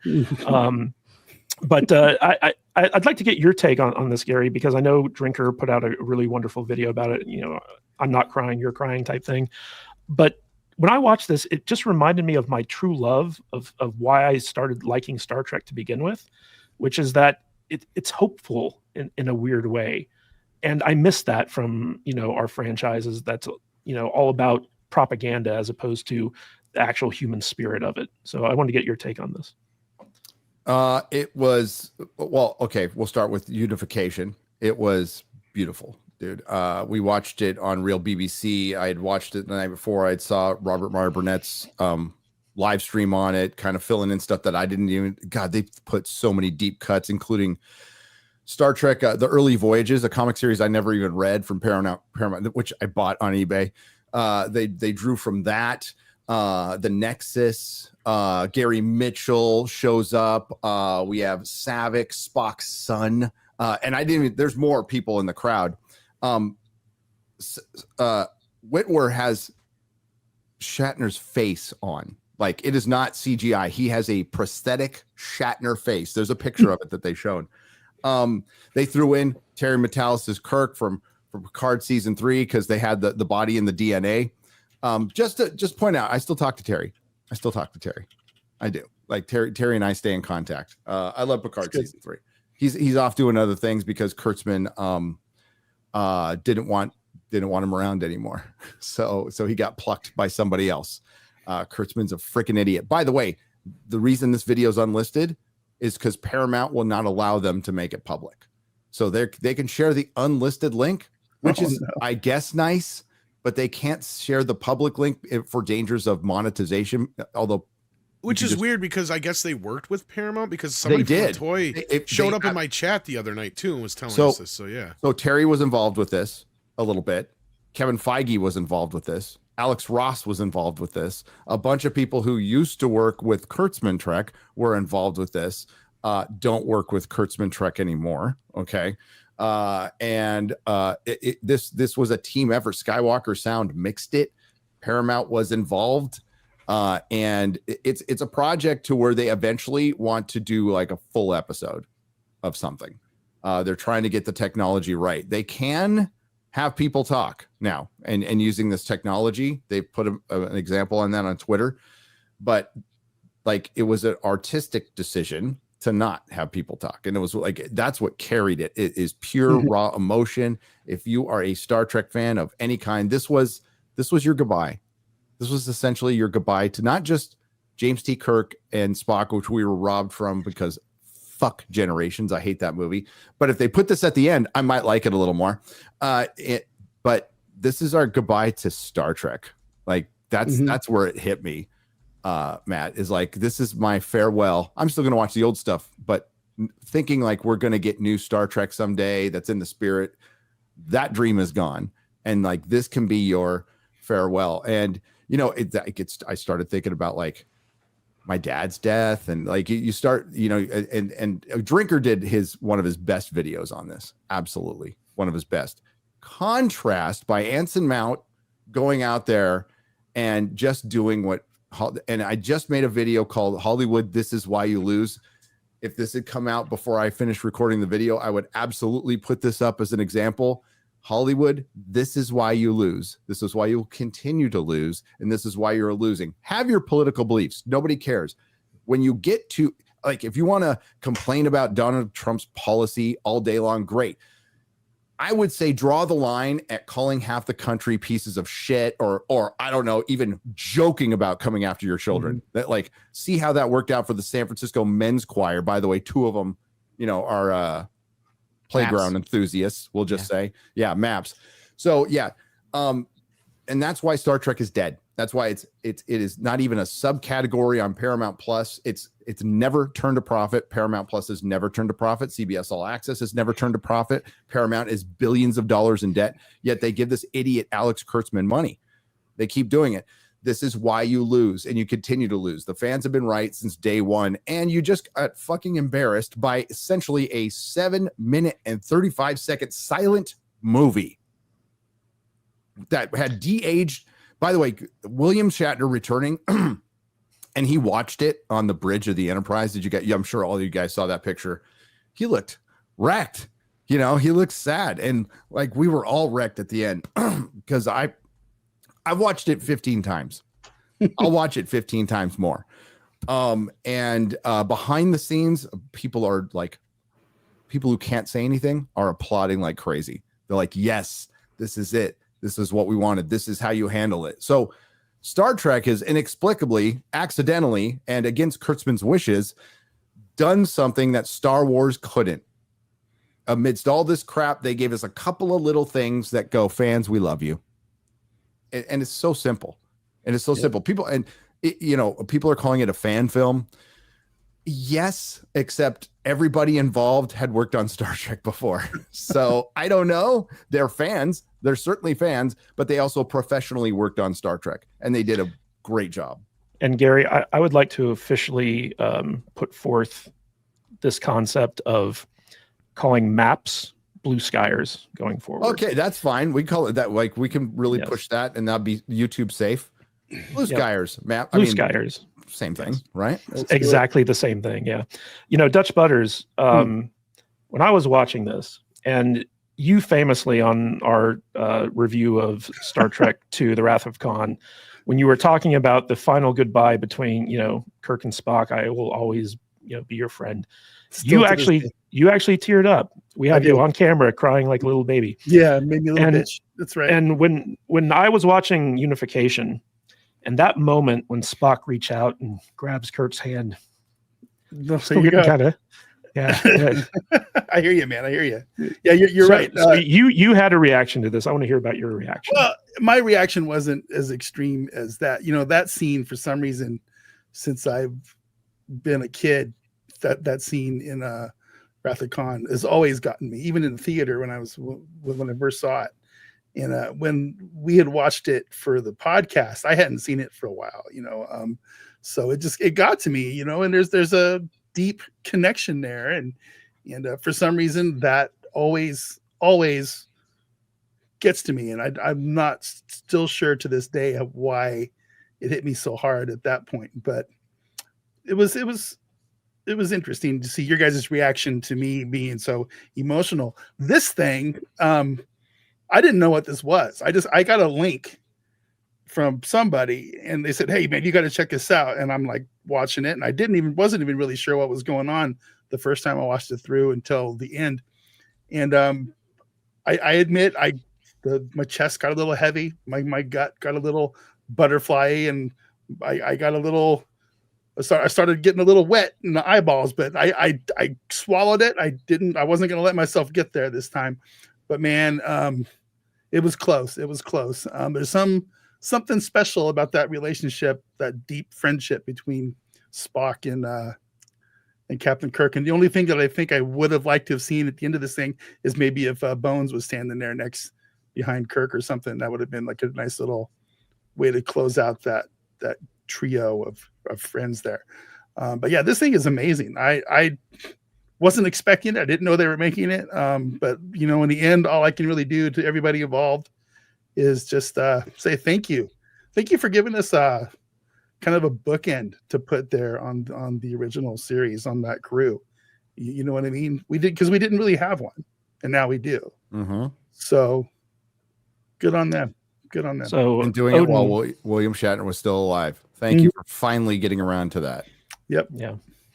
And Shatner for agreeing to do it as well. Yeah. Yeah. He doesn't have the best relationship with Paramount and No. Kurtzman. Good. Or anyone for that matter. But, he's such a cranky old man. He's a cranky old man on He's Twitter anymore. 93. Just let him. It's like Ridley Scott with Gladiator 2. It's like, you know, it was a mid movie. I'm not going to get mad. He's 86. He finished a movie. Holy crap. He went to space. Yeah. Our president can't finish a sentence. Our current president. So, good for him. And Ridley's 4 years older than Biden. So, but Odin, I want to throw this to you. I know that you're not a big Star Wars guy, but I want to talk to you about Star Trek. Thank you. I know you're not a big Star Trek guy, but I want to talk to you about how Hollywood deals with their fan base when it comes to this. So, like, Unification is such a beautiful love letter to real Star Trek fans. And then you have Anson Mount, who's coming out. And I just want to show you some of the tweets he's been putting out. So, like, it's unbelievable. Yeah, you have memo to Hollywood, stop alienating half your audience. And then Anson Mount's just like, fuck off. And then you have like, I lost 6,000 followers since the election. Let's keep it going, people. And off to blue sky with the rest of the whiny bitch celebrities, I'm guessing. And he says, if I did that, I wouldn't be able to brainwash your children into transgenderism and perform the delicate data mining operations that will allow us to steal the next election for AOC and then force you into slavery with all the other white people. Now, obviously, that's a little bit tongue-in-cheek stuff. Yeah, but the fact that he's like talking down to like his fans and like, you know, these people who follow him and stuff like that, I feel like it's par for the course because we see this time and time again with like Brie Larson and Rachel Zegler and like all these Hollywood celebrities who feel like the fans who made their careers are like beneath them. But even worse than that is like the studio thing where it's like Paramount knows that Star Trek fans don't like what Kurtzman's doing, but they keep giving him carte blanche to do whatever the fuck he wants.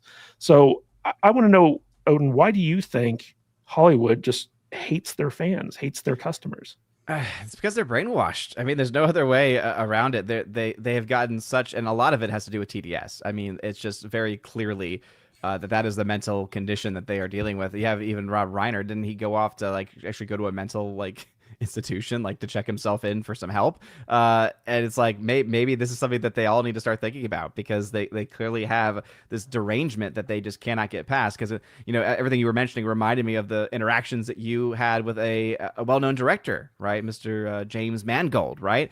And he was someone that up until that interaction, I think most of us here were like, oh yeah, we kind of like, we like his work. Ford v Ferrari was a great film. You know, Logan was also very solid too.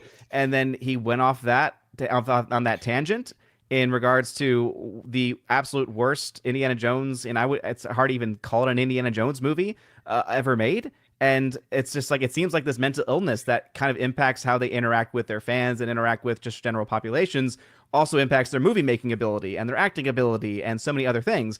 And I think that, yeah, it's something that honestly, you know, the only thing that could ever possibly explain what it actually is that it's a mental illness. And so it's something that they cannot get past. It's something that they are, you know, either by choice or because of something else going on, are not able to get past. And until they do, they're going to continue to drive fans away from all of their properties and all of the money that they could potentially be making. And, you know, this, you know, as you mentioned, I don't follow a lot of Star Trek. I've seen all of DS9 and I started watching the original series towards the end of last summer. And so next summer I'll be able to kind of pick it up. But it's honestly, it's just amazing that there are even as many people who hold on to their fandom after all of the nonsense that they have been pushed through.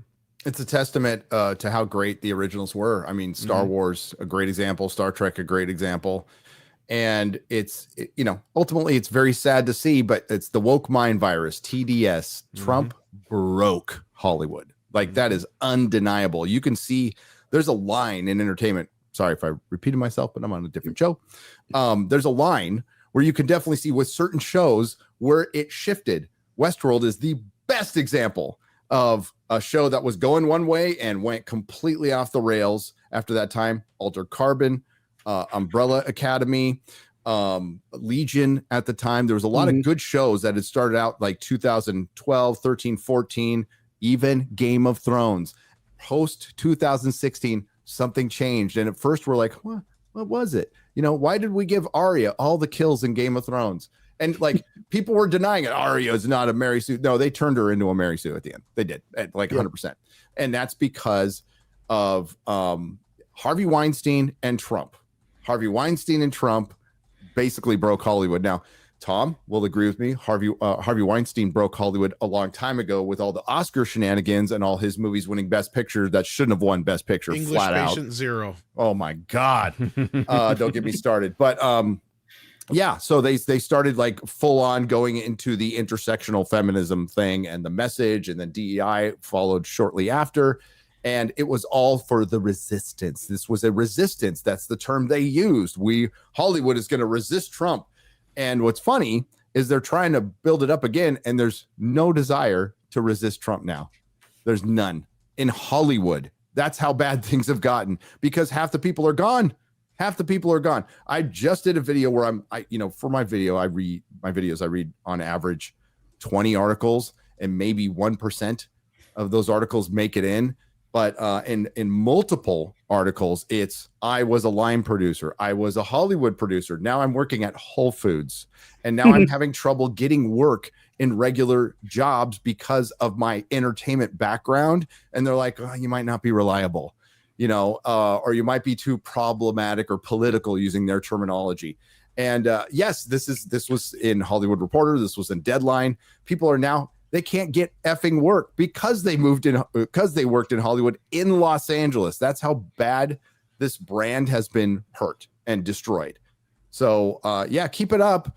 Keep it up. Like, you don't get half your audience back. Once people walk away quietly. That's the one thing I learned from owning a shop, was the customer that walks away quietly. It's like, well, that's the most perplexing, because they didn't tell me why. And I don't know. They could have moved. It could have been perfectly normal.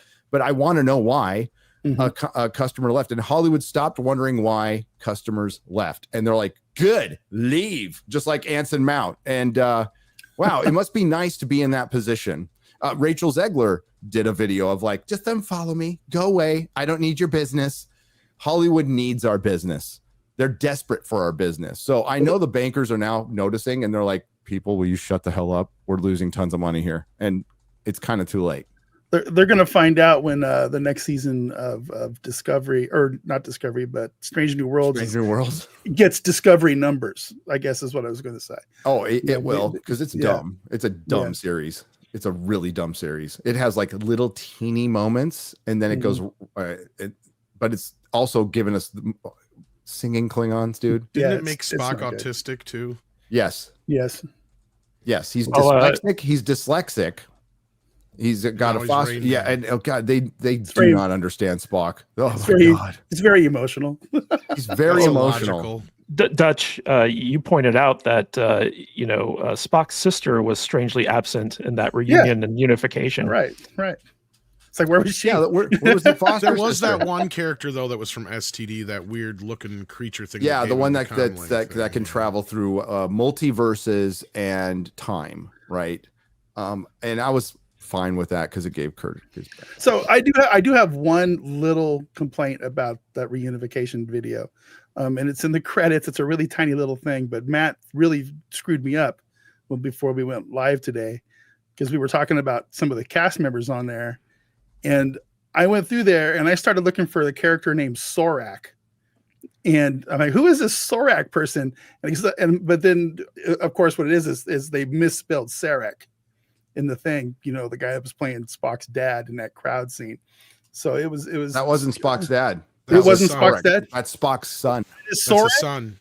Yeah. Okay, well then I guess I'm the idiot, because it's okay. Robert Meyer Burnett. I figured it from the tell, but Robert Meyer Burnett gave us the context of Saavik, because of the Ponfar in Star Trek 3 had sex with Spock and had a kid, and it was supposed to be in Star Trek 4, and they cut it out. Oh, so that was Spock's and Sarek's kid. Yep. That's Sorak. Spock and Savik's. No, he didn't have a kid with his son. Yeah. So wow. Okay. Son, and that's like they give it away. Like William Shatner looks up and then he goes like that, and he's like, "Oh, that's Spock's son." It's pretty obvious. Well, that's kind of obvious. I thought it was just I thought it was an homage to his dad. What, wasn't Spock underage when they did that? Little thing. Technically, I mean, he was getting older every time, so maybe by the time they finished, he was of age. Yeah, right. Just it's skirting in there. Yeah, and, different culture, Matt. Okay, different culture, Mr. Kadish. This is true. I stand corrected. Thank you, Mr. Nerdrotic. I appreciate that. Whatever. Tom, I want to get back to this idea that Hollywood really hates its fans. And like Star Trek isn't the only franchise we've seen this with. Famously, like Ghostbusters was kind of the thing that started off. But Star Trek has been very hostile towards its fan base and always to the detriment, right? It's just like the audience is telling you what they want.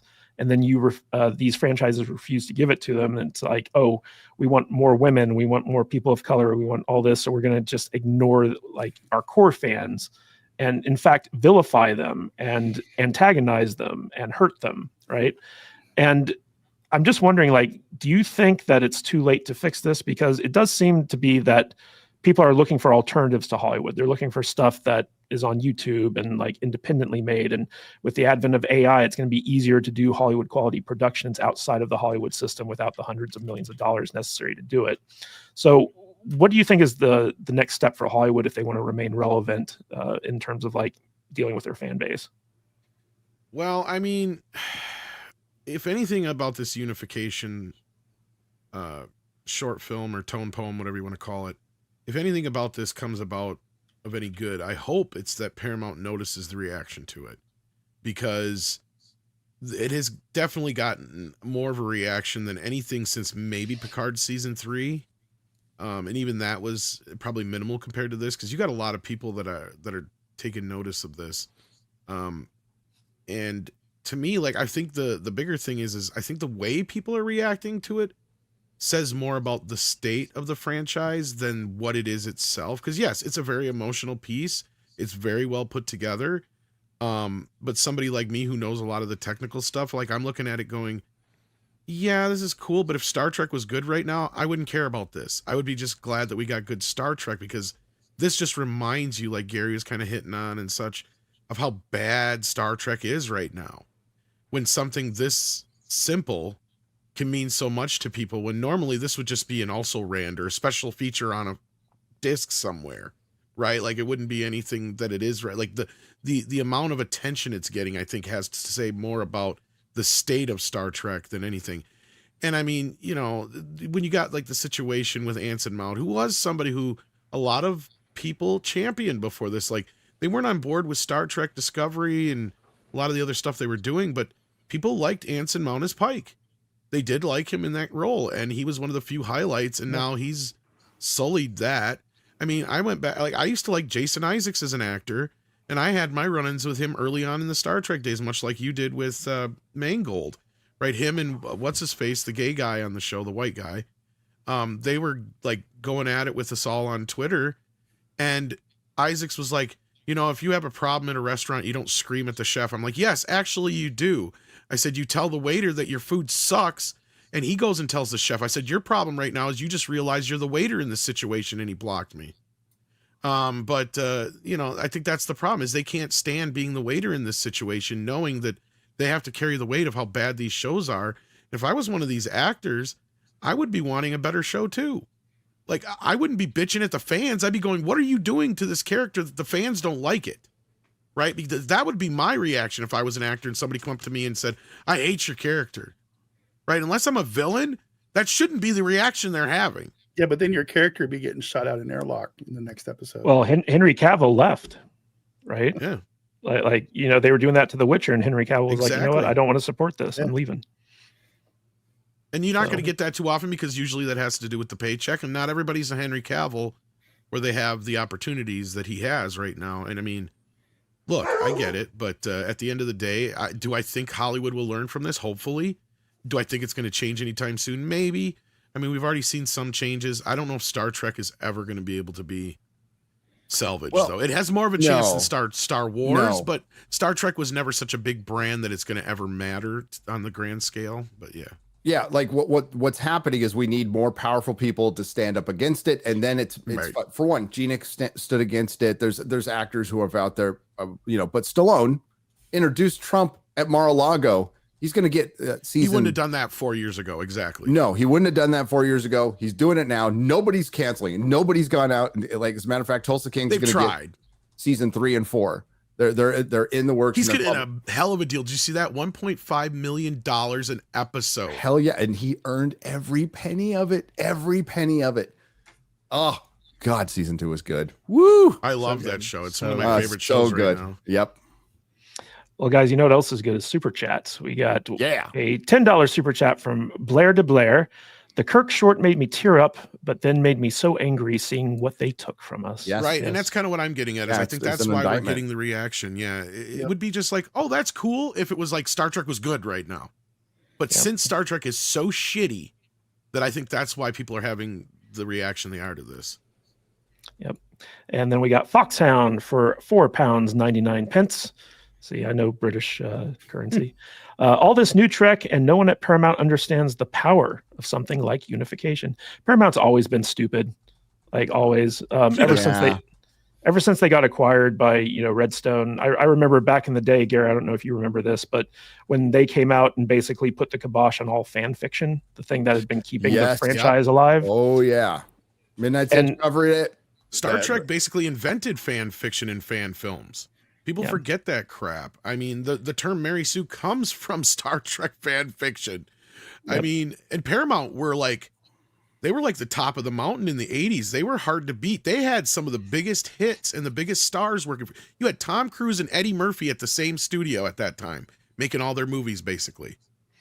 Yeah, basically once Redstone took over, the entire company started being run by lawyers, and it's always been run by lawyers ever since. And it's just like they look at it from very dollars and cents standpoint. It's like, by creating your own fan fiction, you're robbing us of money, and therefore we don't want it. And there was that whole Axanar debacle a couple of years ago where they raised like $1 million to make a fan film, and Paramount was like, "Oh, that's going too far." This is where real money is probably involved. would have helped if they finished the fan film. Axanar did F it up for a lot of people. Well, that was all, what's his face? Alec Peters. Yeah. But I just remember too that even they actually technically had all 3 of the top stars of the 80s, if you count Harrison Ford, since he made most of his films at Paramount. But the only reason I think I bring up Harrison Ford is if you take away the Indiana Jones trilogy and the Star Wars films that came out in the 80s, that's the only reason he's in the top. He's the top earning star of the 80s. That's why. But otherwise, it's Eddie Murphy and Tom Cruise, hands down. Yeah. Mm-hmm. Yeah. Paramount was great. Great at producing television too. Yeah, I don't know if you guys know this, but when I worked in Hollywood, I actually worked at Paramount. So, there you go. I've toured the studio. I used to give tours of the studio. So, there you go. I went on a tour there once. Yeah. Yes. Lego for $5. Hi, everyone. Do you think the damage Hollywood has done is permanent? I can't get myself to care about a lot of movies nowadays. Thank you. Yes. The answer is an emphatic yes. The brand damage is permanent, and the Hollywood that we knew is dead. That's not hyperbole. Or hyperbolic. Sorry, we're basically in the 60s again. Yes, we're in a brand new era of Hollywood. So what you're seeing is completely new because their system is broken. It's broken, and they cannot go. They're going to try to go back, but Matt brought it up earlier. This platform right here, aside from live sports, this YouTube thing is the go-to place for advertisers now. Well, a long way from the adpocalypse. And this is what YouTube should have done many years ago during the adpocalypse is, it's a crude term, but whip their dick out on the table and go, we're YouTube. We'll charge whatever the fuck we want for ads, and you should thank us because we can put more ads than broadcast television every day. Dude, they can put more ads on broadcast television within a couple of hours on one day. So like the power of YouTube and advertising, and now like all the streamers are like, oh, I want ad tiers, and it's helping in some cases, and it's not in others. So it's basically taking them back to cable, though, which was my point earlier. Well, you're right. I mean, what's going to happen is we're going to have some a la carte. Well, it's already happening. Like I can go to Amazon Prime now and watch my Paramount Plus and my Max on Amazon Prime. Yeah. I just watch them there. We're going to get ads on everything, whether we like it or not. That's just going to, that's what's happening eventually. Cause this will top out. There's only so many people in the world who can stream, and they're starting to reach that peak. That's why they've stopped reporting subscribers. Netflix is going to stop reporting subscribers. Prime is going to stop reporting gaining subscribers because they can't gain anymore. They've kind of topped out, and what they're going to have to do is talk about profits and actually making money and probably share some views. like actual like what customer data for the if they want advertisers in, that's when we'll start getting like numbers, like real numbers. Yeah, it's like the chat says, it's cable TV all over again. It's Yes, it is. frustrating. Well, that's God, why it'll Netflix be more is expensive. with Nielsen now or whatever, it's Yeah. because of the ads and stuff like that. No, But you guys, yeah. I wish there was. I mean, there's some ways to make it not so annoying. Like last night, I was watching a movie on, I think it was Prime, and and they have that little 3-minute block before you start your movie. Here's your ads, and then it's done. It's over with. You don't have to watch them anymore, and you can watch your whole movie without being interrupted. But if you go over to like Hulu or Disney Plus or something like that, they insert those ads every 15, 20 minutes to the movie. It's the most annoying fucking thing in the world, man. You read the fine print on that ad-free tier. Yeah. It's just for certain stuff. It's not for everything. So you pay, and the ad-free tier is like $100 a month. That's cable. Yeah, it's cable. Well, that was kind of the point I was getting back around to, is how long before people realized, wait a minute, I was getting all this shit for half the price was cable. And what the cable companies and the studios gave up in that process is they gave up their exclusivity. Because what was the biggest problem with cables? You try to cancel your cable subscription or your Dish Network or your DirecTV, good fucking luck, because they'll remind you that you're stuck into a 2-year contract, and if you want out, you're gonna have to pay for that contract now. So you're stuck in it no matter what you do. With streaming, this is what people have figured out. They can watch Netflix 1 month, dump it, watch Paramount Plus the next month, dump it, watch something else the next month, dump it, and just keep doing that for months and months and months, and that's what people have done. And this is not going to be sustainable. And they even had that one person at that one Disney share call when he asked, like, what are you guys going to do? Because there's only so many customers. Once you hit a cap, that's it. Like, where's the profit in that? And they couldn't even answer that. They're like, well, I would, No, the thing is, like, it wasn't smart to go all in on streaming. I mean, ultimately, everybody thought it would be great, and it wasn't smart, but they're so all in, they can't go back. It's impossible. They killed 5 revenue streams because they killed, and they might be able to get the ad revenue stream back, like that one and the licensing one back, but the cable infrastructure, no way. It's done. It's cooked. Network is gone. Theatricals, network is gone. And what's interesting about this conversation is, like, YouTube, they are making a play to replace cable, right? Like 60% of American households watch their TV on YouTube now instead of cable. And they're really going hard for what they're calling the living room experience, because they're going to be rolling out the ability to basically categorize videos into seasons and then episode orders. So they're moving to more Netflix-like structure that YouTubers can then use to basically create entire seasons of content. They've trained people to watch longer content. YouTube is the one place that fully integrates live streaming and videos. What you notice about, like, Rumble's going to be a competition and kicking it. Rumble is a streaming platform. It is not a video platform. You can put videos on there, but their algorithm is not built for it to be discoverable. So until that happens, we don't have any real competition, because people still watch the videos. I started doing, and listen, I copied the freaking idea from the Y-Files, the great Y-Files channel. I started doing supercuts. I did one for the Rings of Power season 1, and dude, I got so much good feedback about that. And it's 2 hours of my reviews. And I've started watching, like, if I was at home right now, I'd be watching this live stream in my home theater. So that transition to the home theaters was huge for YouTube. Absolutely huge. And it's a transition, and the chat's pretty good. It's pretty navigable, and it works. It needs some improvements, but, like, now people are getting used to watching live streams in their home theater. And that was where YouTube, like, really started taking over. So and it's like watching QVC or listening to talk radio or something. Exactly. Like that. Exactly. We've already taken over talk radio, and basically we learned during the election that we now have taken over the news. We are basically the 24-hour news cycle now. Not I mean just us personally, but I mean all of us as a collective. Sorry. I was just saying, every once in a while I'll get a DM or something in Discord or on Twitter. So, hey man, I'm watching you on my giant 70-inch TV. And they take a picture and they show us up there, and it's like, it's always really super weird to me to see that, but because I'm used to seeing us on the computer. But most people still watch on a phone, I think, for videos. But the numbers go up every year of people watching in the home theater to the point where you can listen as a podcast now. Like when you listen to that more long form podcast, like for me, I've been trying to use more Rumble just to give them, a bit more support. But there's some hiccups there too. But yeah, I have it on the background, have the screen off, and that's how a lot of people I think probably consume it. Guys, real quick, we got 2 more super chats I need to get to, and I can't bring this one up because it'll get us demonetized. But there's a gentleman named Arnold who gave us $2.99 Australian. He says 5 straight black guys live. Hollywood could never do it. Probably not. Then we got Goodwrench for $10. I really think people are fed up with the pessimism from Hollywood. Star Trek are stories of hope and a better future, and the current crop of writers can't see past themselves or modern issues to make it that way. I was thinking about this the other day when I was thinking about Star Wars and about how it's such a simple morality tale. It's good versus evil. It's a coming of age tale. It's a young boy's journey into manhood to save his father. Just very universal concepts that we generationally, like the people on this panel, grew up with and internalized and loved and carried that with us into adulthood. And Disney's denying that to the current generation of children out there that Star Wars should be speaking to. They're trying to make it gray and complicated and Game of Thronesy, and it's not. At its core, it's supposed to be a very simple, easy to understand morality tale that teaches people how to become truly good members of society. That just pissed me off when I thought about it that way. Yeah.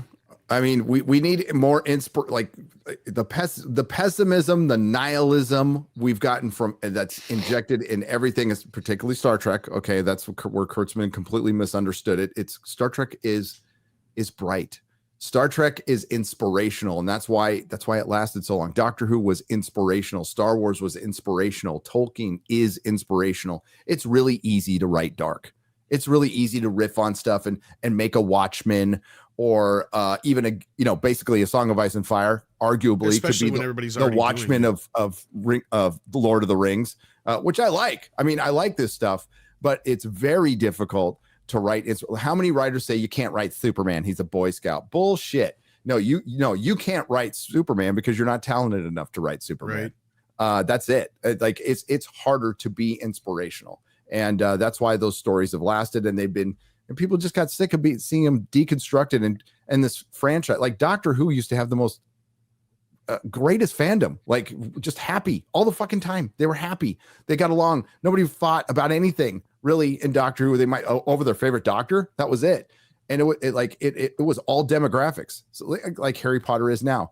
And they destroyed it. And now everybody hates it. Now, even the holdovers hate it because they turned it into hateful content and not, I'm not going to say it's high art, but inspirational entertainment.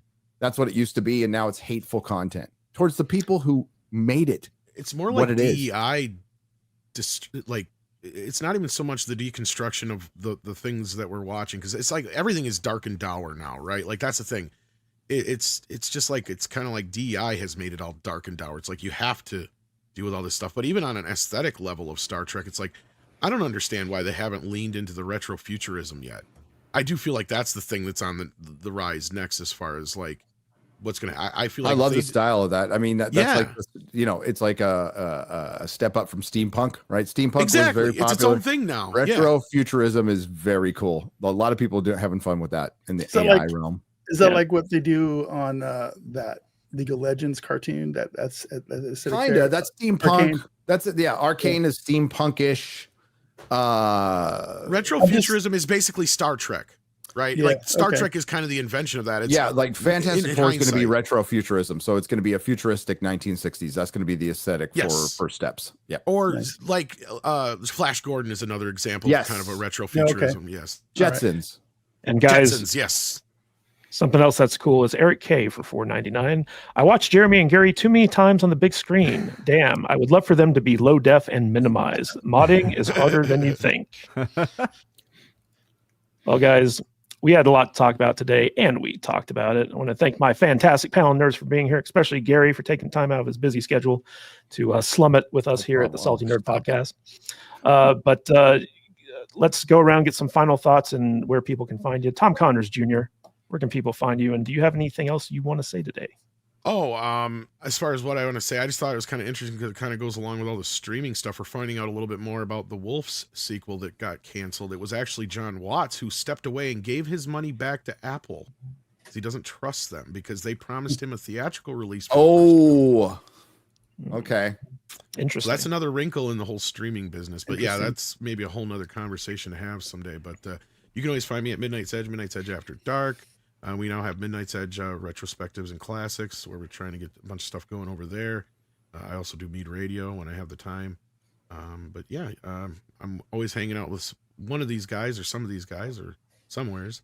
I love it when you do Mead Radio. I try. Mead Radio is fun. It's like, what is that song from? Well, some weird movie from 1977. Okay, cool. I find some weird stuff. Also, John Watts, he's the guy behind the Spider-Man Marvel films, movies, yep. but he's also doing the Star Wars Skeleton show as Crew, well. yeah. Skeleton Crew, yeah. Thank you. Was supposed to direct Fantastic Four and backed out. Yeah, so he seems like a man of principle. I got to give him that. Well, he did Not direct many people 3 in Marvel Hollywood movies. would give money back. That's true. Good point. Very true. Odin from OMB Reviews. Any final thoughts, and where can people find more of you?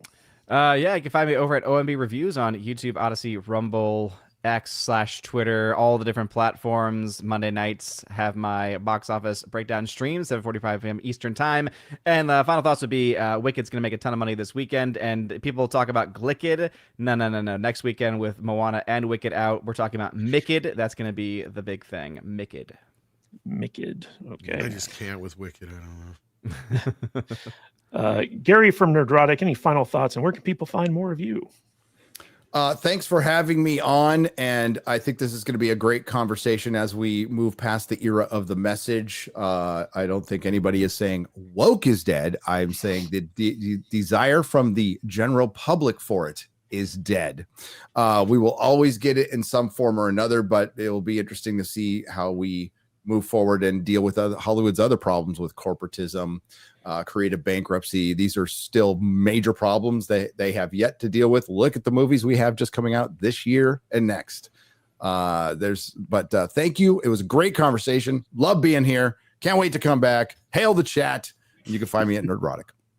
Awesome. Mr. Butters. Yeah. What's going on with the Salty Nerd Gaming channel? First off, I just wanted to thank Tom and Odin for being here. And Gary, thank you again for taking some time out of your day to hang out with us and bring some of your audience with you as well. I want to make a comment really quick. Isn't it nice to see the silent majority being not so silent anymore? Yeah. It is. It's a new era, and I'm here for it. I love it. Well, I think that's why we'll notice a swift change because they saw that 76% of the country is like, fuck all this. Shit. It's just like it's time. It's enough. We've had enough of this stuff thrown in our faces, and I'm loving what I'm seeing. And Ellen DeGeneres and all her people can keep on moving to good old Merry England back over there, where they can get arrested for posting bad opinions on Twitter. Fuck them. So that's what I have to say about that.